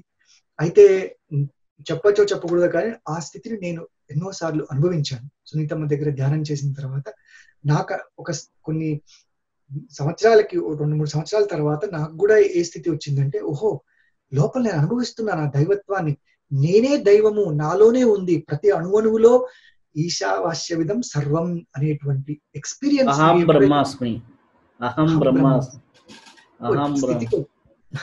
అహం బ్రహ్మాస్మి నిజమైన విముక్తి అంటారా? నిజమైన భక్తి, నిజమైన విముక్తి కూడా. సో అక్కడ తెలుసుకుంది నేను ఏంటంటే, నిజమైన భక్తి ఏమిటి అంటే పూర్తిగా మనల్ని మనం సమర్పించుకోవడం. మొదట జీవుడు దేవుడు అనేటువంటి సపరేషన్ తో స్టార్ట్ అవుతుంది, సాధకుడు బోధకుడు అనే స్థితిలో స్టార్ట్ అవుతుంది, ఆర్ గురువు శిష్యుడు అనే స్థితిలో స్టార్ట్ అవ్వచ్చు. కానీ ఫైనల్ గా ఏమైపోతుందంటే ఆ పూర్ణ భక్తికి మనకి ఎన్నో ఎగ్జాంపుల్స్ ఉన్నాయి మన పురాణాలు చూస్తే. హనుమంతుడు, రైట్, హనుమంతుడు సేమ్ ఆ ద్వైవాహం స్థితి అన్నమాట. రాముడు ఎక్కడున్నాడు అంటే ఇక్కడ ఉన్నాడు, అంటే అణువులో రాముడు నిండిపోయాడు. ప్రహ్లాదుడు, రైట్, బలి చక్రవర్తి, వీళ్ళందరూ Shabari is an amazing example of bhakti. శ్రీరాముడు దాన్ని అనన్య భక్తి, అనన్య భక్తి, అద్వితీయమైన భక్తి. అంటే ఆ భక్తిలో ఆమె పూలో రాముడిని చూడగలుగుతుంది, పండులో రాముడిని చూడగలుగుతుంది. చివరికి రాముడికి ఎంగిలి పెడుతున్నాననే కాకుండా శబరి రుచికరమైన పండు పెట్టాలని కొరికి ఏది చేదో ఉన్నది తీసేసి రుచికరమైన పండు పెడితే శబరి ఎంగిల్ని కూడా రాముడు తీసుకోవడం అనేది జరుగుతుంది. అంత అనన్యమైన భక్తి అనేది కరెక్ట్. అందుకే కృష్ణుడు కూడా గీతలో అంటాడు కదా, అనన్యాస్ చింతయంతో మా, అంటే ఎప్పుడు ఏ కాలంలో కూడా నన్నే ఎవరైతే ధ్యానిస్తారో వాళ్ళని నేను ఎప్పుడు చూసుకుంటాను, ఎప్పుడు నేను వాళ్ళ దగ్గర ఉంటాను. సో ఈ భక్తి అనేది వచ్చిన తర్వాత అక్కడి నుంచి మనం ఆ అనుభవం, ఆ అనుభూతి స్థితి నుంచి విభూతి స్థితికి వెళ్తాం. ఆ విభూతి స్థితియే ముక్తి, విముక్తి. సో ముక్తి మీద కూడా చాలా మిస్కన్సెప్షన్స్ ఉన్నాయి అన్ఫార్చునేట్లీ. చాలా మంది మనం జీవితంలో చిన్నతనంలో ఏంటంటే ఫ్రీడమ్ కావాలి, ముక్తి అంటే లిబరేషన్, ఫ్రీడమ్, తొందరగా బయటికి వెళ్ళిపోవాలి, తొందరగా వెళ్ళి ప్రపంచంలో ఏదో చేసేయాలి, అంత ఫ్రీడమ్ అనుభవించాలి, నాకు తల్లిదండ్రులు చెప్పే మాటలు నచ్చవు, ఆ పెద్దవాళ్ళు చెప్పే మాటలు నేను వినను. ఎందుకంటే అక్కడ ఒక ఉడుకు రక్తం ఉంటుంది. ఆ ఉడుకు రక్తంలో ఏం చేస్తామంటే మనం ఆ ముక్తిని పొందాలనుకుంటాం. ఇంటి నుంచి ముక్తి, తల్లిదండ్రుల నుంచి ముక్తి, ఆర్ మనం చుట్టుపక్కల పరిసరాల నుంచి ముక్తి పొందాలి. నాకు ఈ ఊరు నచ్చలేదు, నేను ఇంకో ఊరు వెళ్ళిపోతాను, అక్కడి నుంచి ముక్తి కావాలనుకుంటాము, మనుషుల నుంచి ముక్తి కావాలనుకుంటాము. కానీ అసలుగా జరుగుతుంది ఏంటంటే అక్కడ మన మనస్సే బంధిస్తుంది, అది తెలుసుకోవట్లేదు. తెలుసుకోకుండా మనం ఏం చేస్తున్నాము, in the search of freedom, ఆ ఫ్రీడమ్, ఆ లిబరేషన్ అనేటువంటి దానిలో ఆ ఫ్రీడమ్ కోసం మనం ఏం చేస్తున్నామంటే రకరకాల వ్యసనాలకు గురవుతున్నాం. చిన్నప్పటి నుంచి మనం ఫస్ట్ నామరూపాలకి ఇదైపోతున్నాం, బంధించబోతున్నాం. ఆ తర్వాత మన ఆలోచనలు, మన ఎమోషన్స్ లో బంధించబడిపోతున్నాం. ఆ తర్వాత మన రిలేషన్షిప్స్, నా వారు, నా భార్య, నా పిల్లలు, నా తండ్రి, నా తల్లి, నా ఉద్యోగము, నా పొజిషను, నా పవర్, వీటన్నిటి మాయామోహంలో పడిపోయి అక్కడ బంధనకి గురైపోయి ఎక్కడో ఒక స్టేజ్ లో మనకి 40 ఏళ్లకో 50 ఏళ్లకో, మీరు నాకు చెప్పినట్టు 60 ఏళ్లకో, అరే ఏమిటి నా జీవితం ఇలా అయిపోయింది, నేను ఏదో ఫ్రీడమ్ వస్తుంది, ఉద్యోగం వస్తే ఫ్రీడమ్ ముక్తి వస్తుంది, ఆరు పెళ్లి చేసుకుంటే ముక్తి వస్తుంది, పిల్లలు పుడితే ముక్తి వస్తుంది, ఇంకేదో చేస్తే ముక్తి వస్తుంది, పెద్ద ఇల్లుంటే ముక్తి వస్తుంది, ఫ్రీడమ్ మాయిగా నేను ప్రశాంతంగా బతకచ్చు అని అనుకుంటారు. కానీ అవన్నీ కూడా బంధనలు అయిపోయి లాస్ట్ కి మనకి బయట వేరే జైలు ఏం అక్కర్లేదు, ఇదే ఒక జైలు అయిపోయింది, జీవితమే ఒక జైలు అయిపోయి నిలిచిపోతున్నాం. సో ఈ దాని నుంచి బయటపడడం ఎలాగా అంటే, of course simple answer is ఆ మనస్సేవ మనుష్యానాం కారణం బంధమోక్తయో. ఎప్పుడైతే ఆ మనస్సులో ఉన్నటువంటి సంకల్ప వికల్పాలు, లాస్ట్ టైం మనం మాట్లాడాము, ఆ చిత్తంలో ఉన్నటువంటి ఆ సబ్ కాన్షియస్ అన్ని క్లీన్ అవ్వాలి, అరిషడ్ వర్గాలు క్లీన్ అవ్వాలి. ఆ క్లీన్ అయినప్పుడే మనకి ముక్తి అనేది వస్తుంది. ఇన్ఫాక్ట్ మళ్ళీ ముక్తి విషయంలో కూడా నా పర్సనల్ వ్యక్తిగతమైనటువంటి జర్నీ మీకు షేర్ చేసుకుంటాను. సో ఎప్పుడైతే నేను సూక్ష్మ ధ్యానం స్టార్ట్ చేశానో, ఎప్పుడైతే ఆ స్థితిని నేను అనుభవిస్తున్నాను, ప్రపంచంలోకి వెళ్తున్నాను. కానీ మెల్లిగా, ఎందుకంటే ప్రపంచంలోకి వెళ్ళినప్పుడు ఇవన్నీ అంటుకుంటుంటాయి కదా, వాసనలు ఇవన్నీ మళ్ళీ అంటుకున్నప్పుడు మళ్ళీ ఏంటి ఇది ప్రపంచంలో అంతా ఇలా ఉంది, no I don't want to live here, నేను వెళ్ళిపోవాలి, సునీతం దగ్గరికి వచ్చి నేను వెళ్ళిపోతాను, హిమాలయాస్కి వెళ్ళిపోతాను, అసలు ఉండకూడదమ్మా ఈ ప్రపంచంలో మనం రియలైజ్ అయిన తర్వాత, అందుకనే వెళ్ళిపోయి గుహల్లో ఎక్కడో ఉండాలి, అక్కడ ఉంటేనే మనకి బెస్ట్, అది రకరకాలుగా మాట్లాడుతుండేవాడిని. నేను హిమాలయాస్ వెళ్ళిపోతాను అని చాలా సార్లు అంటుండేవాడిని. అప్పుడు సునీతమ్మ అనేవాళ్ళు, సుమన్ నువ్వు హిమాలయాస్కి వెళ్ళి అక్కడ గుహలో కూర్చున్నా కూడా మళ్ళీ మనసు నిన్ను బంధిస్తూనే ఉంది, ముందు ఈ మనస్సు నుంచి ఎట్లా ముక్తి పొందాలో ఆలోచించాలి, ఇక్కడ ఉంటూనే నీ ధర్మాలు చేసుకుంటానే ఎట్లాగా నువ్వు ఆ ముక్తిని సంపాదించాలి అనే దానికి ఒక చిన్న కథ చెప్పారు ఆవిడ, మీకు చెప్తాను. సో కౌశిక మహాముని మనందరికీ తెలుసు, ఆయన ఎన్నో సంవత్సరాలు, వందల సంవత్సరాలు ఆ బ్రహ్మజ్ఞానము, ఆ ముక్తి కోసము ప్రయత్నం చేస్తూ ఉన్నప్పుడు ఆయన ఎన్ని సంవత్సరాలు చేసినా హీ కుడెంట్ రియలైజ్ అనమాట, ఆ శక్తిని గాని ఆ ముక్తిని గాని పొందలేకపోతూ ఉంటాడు. సో ఆ సమయంలో ఆయన తపస్సు చేస్తున్న సమయంలో ఇలా సంవత్సరాలు గడిచిపోతున్నాయి కానీ ఏ రిజల్ట్ లేదు. అప్పుడు ఏమవుతుంది, అక్కడ ఒక పిట్ట రెట్ట వేస్తుంది, అది వచ్చి అక్కడ పడుతుంది. ఆయనకి చాలా కోపం వస్తుంది. కోపం వచ్చి ఏంటి నా తపస్సుని భంగం చేస్తుందా అని చాలా తీక్షణంగా కళ్ళతో చూస్తాడు. చూసేటప్పటికి, ఎందుకంటే ఋషి కదా ఆయన, సో ఆ జ్ఞాన శక్తితో, ఆ శక్తిలో ఆ బర్డ్ పిట్ట కాలిపోయి పడైపోతుంది, బూడిదైపోతుంది అనమాట. అప్పుడు అనుకుంటాడు ఏంటి ఇలాగ అయింది, ఓకే సరే అనుకుని దాని గురించి అంతగా పట్టించుకోడు. సరే ఆబ్వియస్లీ ఆయన మళ్ళీ జపతపాలు అయిపోయిన తర్వాత భిక్షాటన కోసం వెళ్ళినప్పుడు ఒక ఇంటికి వెళ్తాడు. అక్కడ ఒక గృహిణి ఉంటుంది. ఆ గృహిణి దగ్గరికి వెళ్ళినప్పుడు ఆయన లోపలికి తీసుకెళ్తున్నాడు. ఓకే రండి కూర్చోండి స్వామీజీ, గురూజీ అని భోజనం ఏర్పాటు చేయడానికి ప్రయత్నం చేస్తుంటాడు. అదే సమయంలో ఆ గృహిణి యొక్క భర్త, పిల్లలు అందరూ వస్తారు అన్నమాట. వచ్చేటప్పటికి వెంటనే ఆవిడ కౌశిక మునిని అక్కడ ఉంచి వెళ్ళి ఆ భర్తకి కాళ్ళు కడుక్కోవడానికి నీళ్ళు ఇచ్చి, కాస్త అన్ని చేయాల్సిన సేవలన్నీ చేసి, సపరీలు చేసి లోపలికి తీసుకొచ్చి పిల్లలకి కావాల్సినవన్నీ అందించి అవన్నీ చేసుకుని చక్కగా మళ్ళీ అవన్నీ చేసుకుని కొంత సమయం పడుతుంది. ఈ సమయంలో కౌశిక మహాముని అక్కడ కూర్చున్నాడు ఆయన. కాకపోతే ఆయనకి చాలా ఉద్రేకం స్టార్ట్ అయింది అనమాట. ఏంటి నన్ను వదిలేసేసేసి ఇక్కడ ఈయనని భర్తకి ఇంపార్టెన్స్ ఇస్తుంది, పిల్లలకి చూసుకుంటుంది, నేను ఇంత ఇదిగా నేను ఒక గొప్ప మహర్షి, నేను వచ్చి ఇక్కడ కూర్చుంటే నాకు ఏ ధ్యాస లేకుండా చూస్తుంది ఈవిడ అని చెప్పి ఆయనకు కొద్దిగా స్టార్ట్ అయింది ఉద్రేకం. సో ఆ సమయంలో ఆవిడ ఆహారం తీసుకొచ్చినప్పుడు మళ్ళీ ఆయన ఇలా కళ్ళు చాలా తీక్షణంగా ఇలా తెరుస్తాడు. తెలియగానే ఆమె గృహిణి అంటుంది, నేను పిట్టని కాదు. చాలా చక్కగా సమయస్ఫూర్తితో, చాలా సమాధాన స్థితిలో, ప్రశాంతమైనటువంటి నిర్మల నిశ్చల ప్రశాంత స్థితిలో ఆవిడ నేను పిట్టని కాను అని అంటుంది. అంటే ఆయన ఒక్కసారి ఆశ్చర్యపోతాడు. ఈమెకి పిట్ట గురించి ఎలా తెలిసిందంటే, అవన్నీ మీకు అనవసరము, మీకు కాలజ్ఞానులు మీకే తెలియాలి అలాగనేది. కాకపోతే మీకు ఒకటి చెప్తాను.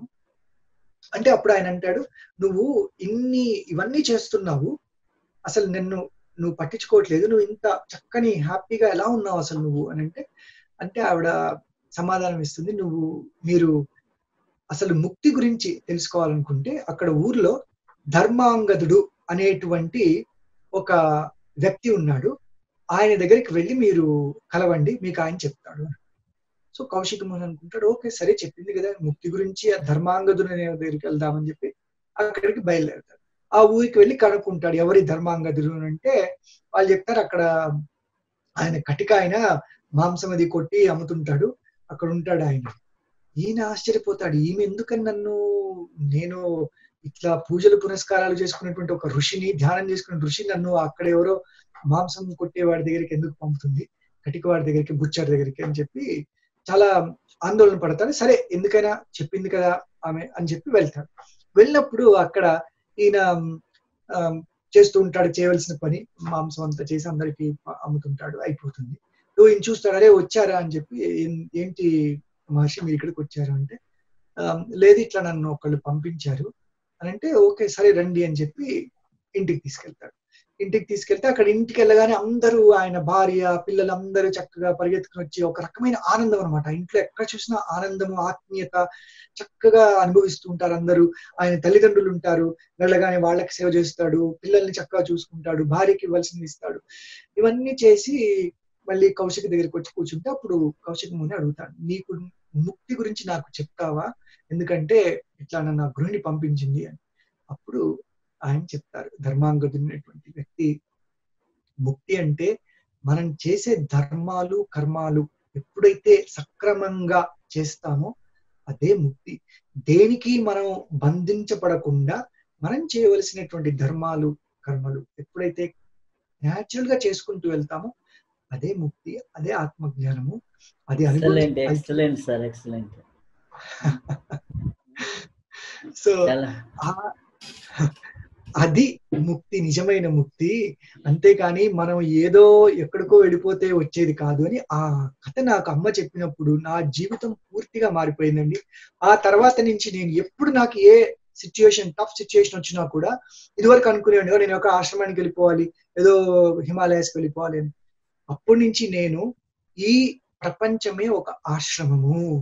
ఆశ్రమం అంటే ఎక్కడో ఏదో కట్టుకుని 4 గోడలు కట్టుకుని దానిలోకి వెళ్ళిపోయి కూర్చునేది కాదు. ఆశ్రమం అంటే ఎప్పుడైతే నేను ప్రాక్టికల్ గా నా ఇంట్లో నా ధర్మాలు నేను ఆశ్రమం అనుకుని సెల్ఫ్లెస్ గా, అంటే నిష్కామ కర్మతో చేస్తామో, నిష్కామ పరిపూర్ణమైనటువంటి ప్రేమ, పరిపూర్ణ శరణాగతి, ఇంట్లో ప్రతి ఒక్కళ్ళు, నీ భార్య అవ్వచ్చు, పిల్లలు అవ్వచ్చు, ఎట్లాంటి వాళ్ళైనా ఉండండి, వాళ్ళు చేసేటువంటి ఎలాంటి పనులన్నా అవనివ్వండి, నిష్కామ కర్మ. ఎందుకంటే మనకు వచ్చే ప్రాబ్లమ్స్ అన్ని కూడా బికాస్ ఆఫ్ ఎక్స్పెక్టేషన్స్. ఓ అతను ఇలా చేయలేదు ఎందుకని, నా భార్య ఎందుకు ఇలా చేయలేదు, అవన్నీ వదిలేసే. సునీతం ఎప్పుడు ఒకటి చెప్తారు, నువ్వు నీకు ఏం చేసుకుంటున్నావు, అది ఫస్ట్ స్టెప్. తర్వాత నువ్వు చేయవలసిన ధర్మాలు కరెక్ట్ గా చేస్తున్నావా, స్వధర్మము, పరధర్మము, సంఘధర్మము, ఈ 3 చేస్తేనే అదే సన్యాసము, ఇదే ఆశ్రమం. అది చేసినప్పటి నుంచి అండి నా జీవితం నిజంగా చెప్తున్నాను అద్భుతం. అసలు నిన్న కూడా ఎవరు అడిగారు, ఎందుకు మీరు ఇలా ఉండగలుగుతారు ఆనందంగా, ఎప్పుడు మీకేమి వికల్పాలు రావంటే రావు. ఎందుకనంటే నేను చేయవలసినవి నేను చేస్తున్నాను. నేను ఒక మంచి అద్భుతమైన సంకల్పం పెట్టుకున్నాను, ఈ సూక్ష్మాన్ని ప్రపంచం అందరికీ ఇవ్వాలి అనేటువంటి. ఆ 2 నాకు ఇంకేమీ లేవు. ఆ 2 కూడా నేను మళ్ళీ నిష్కామంగా చేస్తున్నాను. అంటే మొదట్లో ఉండేది నాకు, అమ్మ ఈ సూక్ష్మ అందరికీ వెళ్ళాలమ్మా అని, కొంచెం ఎవరైనా రిసీవ్ చేసుకోకపోయినా, ఎవరైనా సరిగ్గా మాట్లాడకపోయినా కొంచెం చిరాకు, కోపం వస్తూ ఉండేది ఫస్ట్. సో అమ్మ అన్నారు, సుమన్ అసి మళ్ళీ అక్కడ నువ్వు అటాచ్ అవుతున్నావు దానికి. ఓ సూక్ష్మ సంకల్పం మంచిదే, కానీ నిష్కామ కర్మ మర్చిపోతున్నావు నువ్వు అక్కడ. ఆ నిష్కామ కర్మను మర్చిపోకుండా ఎప్పుడైతే నువ్వు మళ్ళీ, కృష్ణుడు చాలా అద్భుతంగా చెప్తాడు, ఆత్మన్యేవ ఆత్మానతుష్టః స్థిత ప్రజ్ఞ తదా ఉచ్యతే. అంటే ఎప్పుడైతే మనం ఆత్మలో ఉన్నటువంటి ఆ అనుభూతిని అనుభవిస్తూ అది చాలు నాకు, అదే నా ముక్తి అనేటువంటి స్థితిలో ఎప్పుడైతే మనిషి స్థిత ప్రజ్ఞత్వాన్ని పొందడమే నిజమైన స్థితి, అది స్థిత ప్రజ్ఞత. స్థిత ప్రజ్ఞత ఆటోమేటిక్ గా వస్తుంది మనకి, న్యాచురల్. ఎందుకని ఆ సంతుష్టి అన్నమాట. నాకు ఇది చాలు, ఈ ఆత్మలో ఉన్నటువంటి ఆనందమే తో నేను హ్యాపీ, నాకు కంఫర్టబుల్ గా ఉన్నాను, నాకు ఇంకా వేరేవేవి అవసరం లేదు. అలా అని చెప్పి చేయవలసిన ధర్మాలు మానద్దు, చేయవలసినట్టు కర్మాలు మానద్దు, ఉద్యోగం మానక్కర్లేదు, నువ్వు చేసేటువంటి పనులు చేస్తూ ఉండు. అన్ని కూడా ధర్మబద్ధంగా చేసినప్పుడు ఆ ఆత్మ సంతుష్టితో నువ్వు ఉన్నప్పుడే స్థిత ప్రజ్ఞత అనేటువంటి స్థితికి చేరుకుంటాం. అయితే ఇదే దానికి మనకి మన సనాతన ధర్మంలోకి వెళ్తే ఒక బ్యూటిఫుల్ ఉపనిషత్తు ఉందండి. ఆ ఉపనిషత్ పేరే ముక్తికా ఉపనిషత్. చాలా మందికి తెలియకపోవచ్చు. ఈ ఉపనిషత్తుని ఎవరికి చెప్పింది అంటే, ఈ రాముడు హనుమంతుడికి చెప్పినటువంటి ఆ ఉపనిషత్తే ముక్తికా ఉపనిషత్తు. ఆ ముక్తికా ఉపనిషత్తులో రాముడు ఏం చెప్తాడంటే హనుమంతుడికి, అసలు మనకు ఉన్నటువంటి 108 మెయిన్ ఉపనిషత్తులన్నింటినీ కూడా ఆయన అక్కడ చెప్తారనమాట. లిస్ట్ అంతా చెప్పుకుంటూ వస్తారు, ఇవన్నీ ఉన్నాయి, వీటన్నిటి సారము ఏంటి అనేది ముక్తికా ఉపనిషత్తులో చెప్తారు. ఆయన హనుమంతుడు అడుగుతాడు రాముడిని, నేను ఇంత సేవ చేశాను కదా, మరి నాకు ముక్తి ఎలాగ కలిగేది అనేది. సో అప్పుడు ఆయన ఏం చెప్తా అంటే, ముక్తి కలగాలంటే నువ్వు ఏ గ్రంథాలు శాస్త్రాలు చదివితే రాదు. రోజు కూర్చుని పొద్దున్న సాయంత్రం వరకు అదే పారాయణం చేసుకుంటుంటే నీకు రాదు. నెక్స్ట్ ఎప్పుడు వస్తుంది నీకు అంటే, నీ మనసులో ఉన్నటువంటి వికల్పాలు, ఆ వాసనలు, వృత్తులను ఎప్పుడైతే నువ్వు తీసివేస్తావో అదియే నీకు అసలైన సిసలైన ముక్తి, విముక్తి. దానికి నీకు కావాల్సింది ఏమిటి అంటే, ఒక రియలైజ్ అయినటువంటి మాస్టర్, ఒక గురువు ఎవరైతే దాన్ని అనుభవిస్తున్నారో ఆ అనుభవాన్ని నీకు, ఆ అనుభవం ద్వారా మనలో ఉన్నటువంటి అరిషడ్ వర్గాలను, వృత్తులని క్లీన్ చేస్తున్నారో వాళ్ళ దగ్గరికి వెళ్ళి, ఆర్ నేను ఆయనకి హనుమంతుడికి చెప్పి, నువ్వు నా దగ్గర కనుక నువ్వు ఇది కంటిన్యూ చేస్తే అప్పుడు ఆటోమేటిక్ గా నీకు ఆ విముక్తి అనేది జరుగుతుంది అని చెప్పి, దానిలో మళ్ళీ ఆయన ఒక జీవన్ముక్తుడికి ఉండాల్సినటువంటి క్వాలిటీస్ కూడా ఆయన చెప్తారు.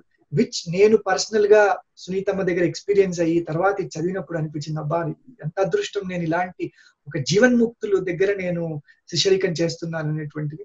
ఆ జీవన్ముక్తులో కూడా రకాలు ఉంటారు. అంటే ఇప్పుడు ఫర్ ఎగ్జాంపుల్ నేను చేయవలసినటువంటి అన్ని మొదట్లో అన్ని అనుభవించి రకరకాల కష్టాలు, నష్టాలు, సుఖాలు, దుఃఖాలు ఇవన్నీ గోత్రే తర్వాత ఎప్పుడో నేను తెలుసుకుని, ఓహో ఇది ముక్తి, ఇది మోక్షము, ఇది అనుభవము, ఇది ఆత్మానుభూతి అని తెలుసుకోవడం ఒకటైతే, ఈ జీవన్ముక్తులు కొంతమంది ఏంటంటే వాళ్ళు పుట్టుకతోనే ముక్తితోనే వస్తారనమాట. అంటే వాళ్ళు ఈ మళ్ళీ భూమి మీదకి ఏదో ముక్తి కోసం రారు. వాళ్ళు ముక్తులై ఉండి కూడా మనలాంటి వాళ్ళని మళ్ళీ ఆ ముక్తి మార్గం వైపు, ఆ మోక్ష మార్గం వైపు తీసుకెళ్ళడానికి వచ్చిన వాళ్ళు. అలాంటి వాళ్ళలో సునీతమ్మ నాకు పరిచయం అవడము, నాకు అనుభూతిని ఇవ్వడం నా అదృష్టంగా భావిస్తాను. అయితే వాళ్ళు ఉండేటువంటి క్వాలిటీస్ ఏంటంటే అండి, ఒక అపారమైన ప్రేమ ఉంటుంది వాళ్ళు, ఒక చిన్న పిల్లకున్నటువంటి మనస్తత్వం ఉంటుంది వాళ్ళు, అండ్ డివైన్ ఎంపతి. అంటే ఇంకొకళ్ళు ఏదన్నా పెయిన్ గోత్రు అవుతుంటే వాళ్ళని చూసి కూడా వాళ్ళు ఇదవ్వలేరు, అంటే అసలు చూడక్కర్లేదు కూడా వాళ్ళని. ఎక్కడో ఉన్నప్పుడు కూడా వాళ్ళ గురించి వరి అవుతుంటారు. సునీతమ్మలో నేను చూస్తుంటాను ఆవిడ ఆ పెయిన్ ఫీల్ అవ్వడమే కాకుండా ఆ పెయిన్ కూడా తీసేసుకుంటుంటారు. ఆవిడ చెప్తుంటారు, చిన్నప్పటి నుంచి మనకి ఈ చేసిన ఇంటర్వ్యూలో చూస్తారు అందరూ, ఎలాగైతే భిక్షం కోసం వచ్చినటువంటి వాళ్ళని, చాకలి వాళ్ళని, ఇంట్లో పొలంలో పనిచేసే పాలేర్లని, వీళ్ళందరినీ కూడా అరే వాళ్ళకి కష్టంగా ఉంది, అరే వీళ్ళకి కష్టంగా ఉంది, ఇట్ డజంట్ మ్యాటర్ అనమాట. వాడు పెద్ద రాజా లేకపోతే ఒక చిన్న సేవకుడా. అలానే ఆవిడని చూసాను, 80s లో అమితాబ్ బచ్చన్ పెద్ద యాక్సిడెంట్ కి గురైనప్పుడు ఆవిడ, అంటే ఆయన అమితాబ్ బచ్చన్ పెద్ద హీరో అని కాదు, ఇక్కడి నుంచి ఆవిడ ఎనర్జీ పంపడం, ఆ కనెక్ట్ అవ్వడము, ఓ లేదు అతను హీల్ అవ్వాలి, అతనికి నేను పంపుతున్నాను వైబ్రేషన్స్ అని అలాగా చేయడము. ఆర్ ఎనీబడి ఇక్కడ ఓప్రా అని ఉంటారు, తెలుసు మీ అందరికి, లాస్ ఏంజల్స్ లో, అమెరికాలో. ఆవిడకి కూడా ఆ కనెక్షన్ అనమాట. ప్రతి ఒక్కరికి ఆవిడ ఎనర్జీ పంపుతూనే ఉంటారు. సో ఆ జీవన్ముక్తులు ఏం చేస్తారంటే, ఇంకా వాళ్ళ గురించి వాళ్ళు ఆలోచించుకోరు, పూర్తిగా కంప్లీట్ గా ఈ ప్రపంచంలో ఉన్నటువంటి మానవాళ్ళందరికీ ఆ శక్తిని ఎలా ఇవ్వాలి అని. సో శ్రీరాముడు మనం చూసాము, సేమ్ సిచ్యువేషన్. ఎలాంటి కష్టాలు, ఎలాంటి నష్టాలు వచ్చినా వాళ్ళు ఎప్పుడు కూడా ఆ తితీక్షత అనే స్థితిలోనే ఉంటారు. ఆ తితీక్ష అనేది ఏంటి, సహనం కూడా కాదు, సహనానికి అతీతమైనటువంటి తితీక్ష. అంటే ఇది వచ్చినా సుఖం వచ్చినా పర్వాలేదు, దుఃఖం వచ్చినా పర్వాలేదు, ఎప్పుడు కూడా ఆ స్థిత ప్రజ్ఞత స్థితిలో ఉంటూ ఆ నిష్కామ కర్మ, వాళ్ళకంటూ వాళ్ళు ఏం కోరుకోకుండా చేస్తూ వెళ్తారు ధర్మాలు. సునీతమ్మను కూడా చూస్తుంటారు, ఆవిడ సంసార ధర్మాలు చేస్తుంటారు, అందరికీ చేయవలసిన ధర్మాలు చేస్తుంటారు, బట్ ఎప్పుడు కూడా ఆ జీవన్ముక్త స్థితిలోనే ఉంటారు. అది అల్టిమేట్ గా ముక్తి విముక్తికి దారి. చాలా బాగుంది సార్. విముక్తి జీవన్ముక్తికి ఎలా అవుతుంది అనేసి మధ్యలో మీరు చాలా విషయాలను రాముణ్ణి తీసుకొచ్చారు, అలాగే ఉపనిషత్తులను తీసుకొచ్చారు, అలాగే భక్తిని అనన్య భక్తిని తీసుకొచ్చారు. ఇలా ఎన్నో విషయాల్ని తీసుకొచ్చి ఒక ముక్తి పొందాలంటే దాని ముందర అనన్యమైన భక్తి అవసరమని, ఆ భక్తి పొందాలంటే శక్తి అవసరమని, ఆ శక్తిలో మన యొక్క బాధ్యతలు ఎలా నిర్వర్తించాలి, అలాగే మానసికంగా శారీరకంగా ఈ యొక్క కారణ శరీర పరంగా ఉన్నటువంటి ఈ లింక్స్ని ఎలా యాక్టివేట్ చేసుకోవాలనేసి, అదే శక్తి పరంగా కూడా ఎలా యాక్టివేట్ అవ్వాలనేసి చాలా అద్భుతంగా చాలా కూలంకషంగా చెప్పినందుకు చాలా చాలా కృతజ్ఞతలు సార్. ఎందుకంటే మీరు భౌతికంగా కెనడాలో ఉండొచ్చు, కానీ మీరు ఇండియాలో ఉన్నటువంటి సనాతన ఇదిని చెప్తున్నట్టు. ఎందుకంటే నేను గమనించింది, ఇండియాలో ఉంటూ తెలుగుని స్పష్టంగా మాట్లాడడానికి ఇబ్బంది పడే పరిస్థితుల్లో మీరు కొన్ని సంవత్సరాలుగా ఫారిన్లో ఉంటే ఇంత స్పష్టంగా తెలుగును మాట్లాడటం కూడా నాకు చాలా అద్భుతంగా అనిపిస్తుంది. అంటే ఇది ఒకరు పంపించిన కాంప్లిమెంట్ అనమాట. మీ వీడియోలను చూసి ఒకరు కాంప్లిమెంట్గా పంపించారు. అలాగే కొంతమంది మీకు కాల్ చేసి మాట్లాడామని కూడా చెప్పారు. అమెరికా నుంచి వాళ్ళు నాకు వాట్సాప్ చాట్ చేశారు. థ్యాంక్ యూ అండి. ఈ అవకాశం ఇచ్చినందుకు చాలా చాలా థ్యాంక్ యూ. చాలా చాలా థ్యాంక్స్ అండి రవిశాస్త్రి గారు. మీ గొప్పతనం కూడా ఉంది దీనిలో. మీరు ఇంటర్వ్యూ చేసే విధానం కూడా ఎక్కడంటే ప్రతి మనిషిలో ఉన్నటువంటి దీన్ని బయటికి తీసుకొస్తారు. ఒక పువ్వు పరిమళించినట్టుగా పుష్పము. అలాగా మీరు అవకాశాన్ని ఇచ్చి మా అందరినీ ఆదరిస్తున్నందుకని మీకు పిఎంసి టెక్నికల్ సాంకేతిక వర్గం మీ అందరి వెనకాల బ్యాక్ లో ఉండి ఎంతో కష్టపడుతున్నారు. మీ అందరికి కూడా హృదయపూర్వక కృతజ్ఞతలు. అలాగే బ్రహ్మర్షి పత్రిజీ గారికి ఈ ప్లాట్ఫామ్ క్రియేట్ చేసి ప్రపంచంలో ఉన్నటువంటి ఆధ్యాత్మికత అంతటినీ ఒక దీనికి తీసుకుని వచ్చి ఒక బ్యూటిఫుల్ ప్లాట్ఫామ్ క్రియేట్ చేసి చేస్తున్నటువంటి సేవకి, నిష్కామ కర్మకి, ఆ స్థిత ప్రజ్ఞతకి నా జోహార్లు. Thank you very much. నమస్కారం. Thank you sir. Thank you.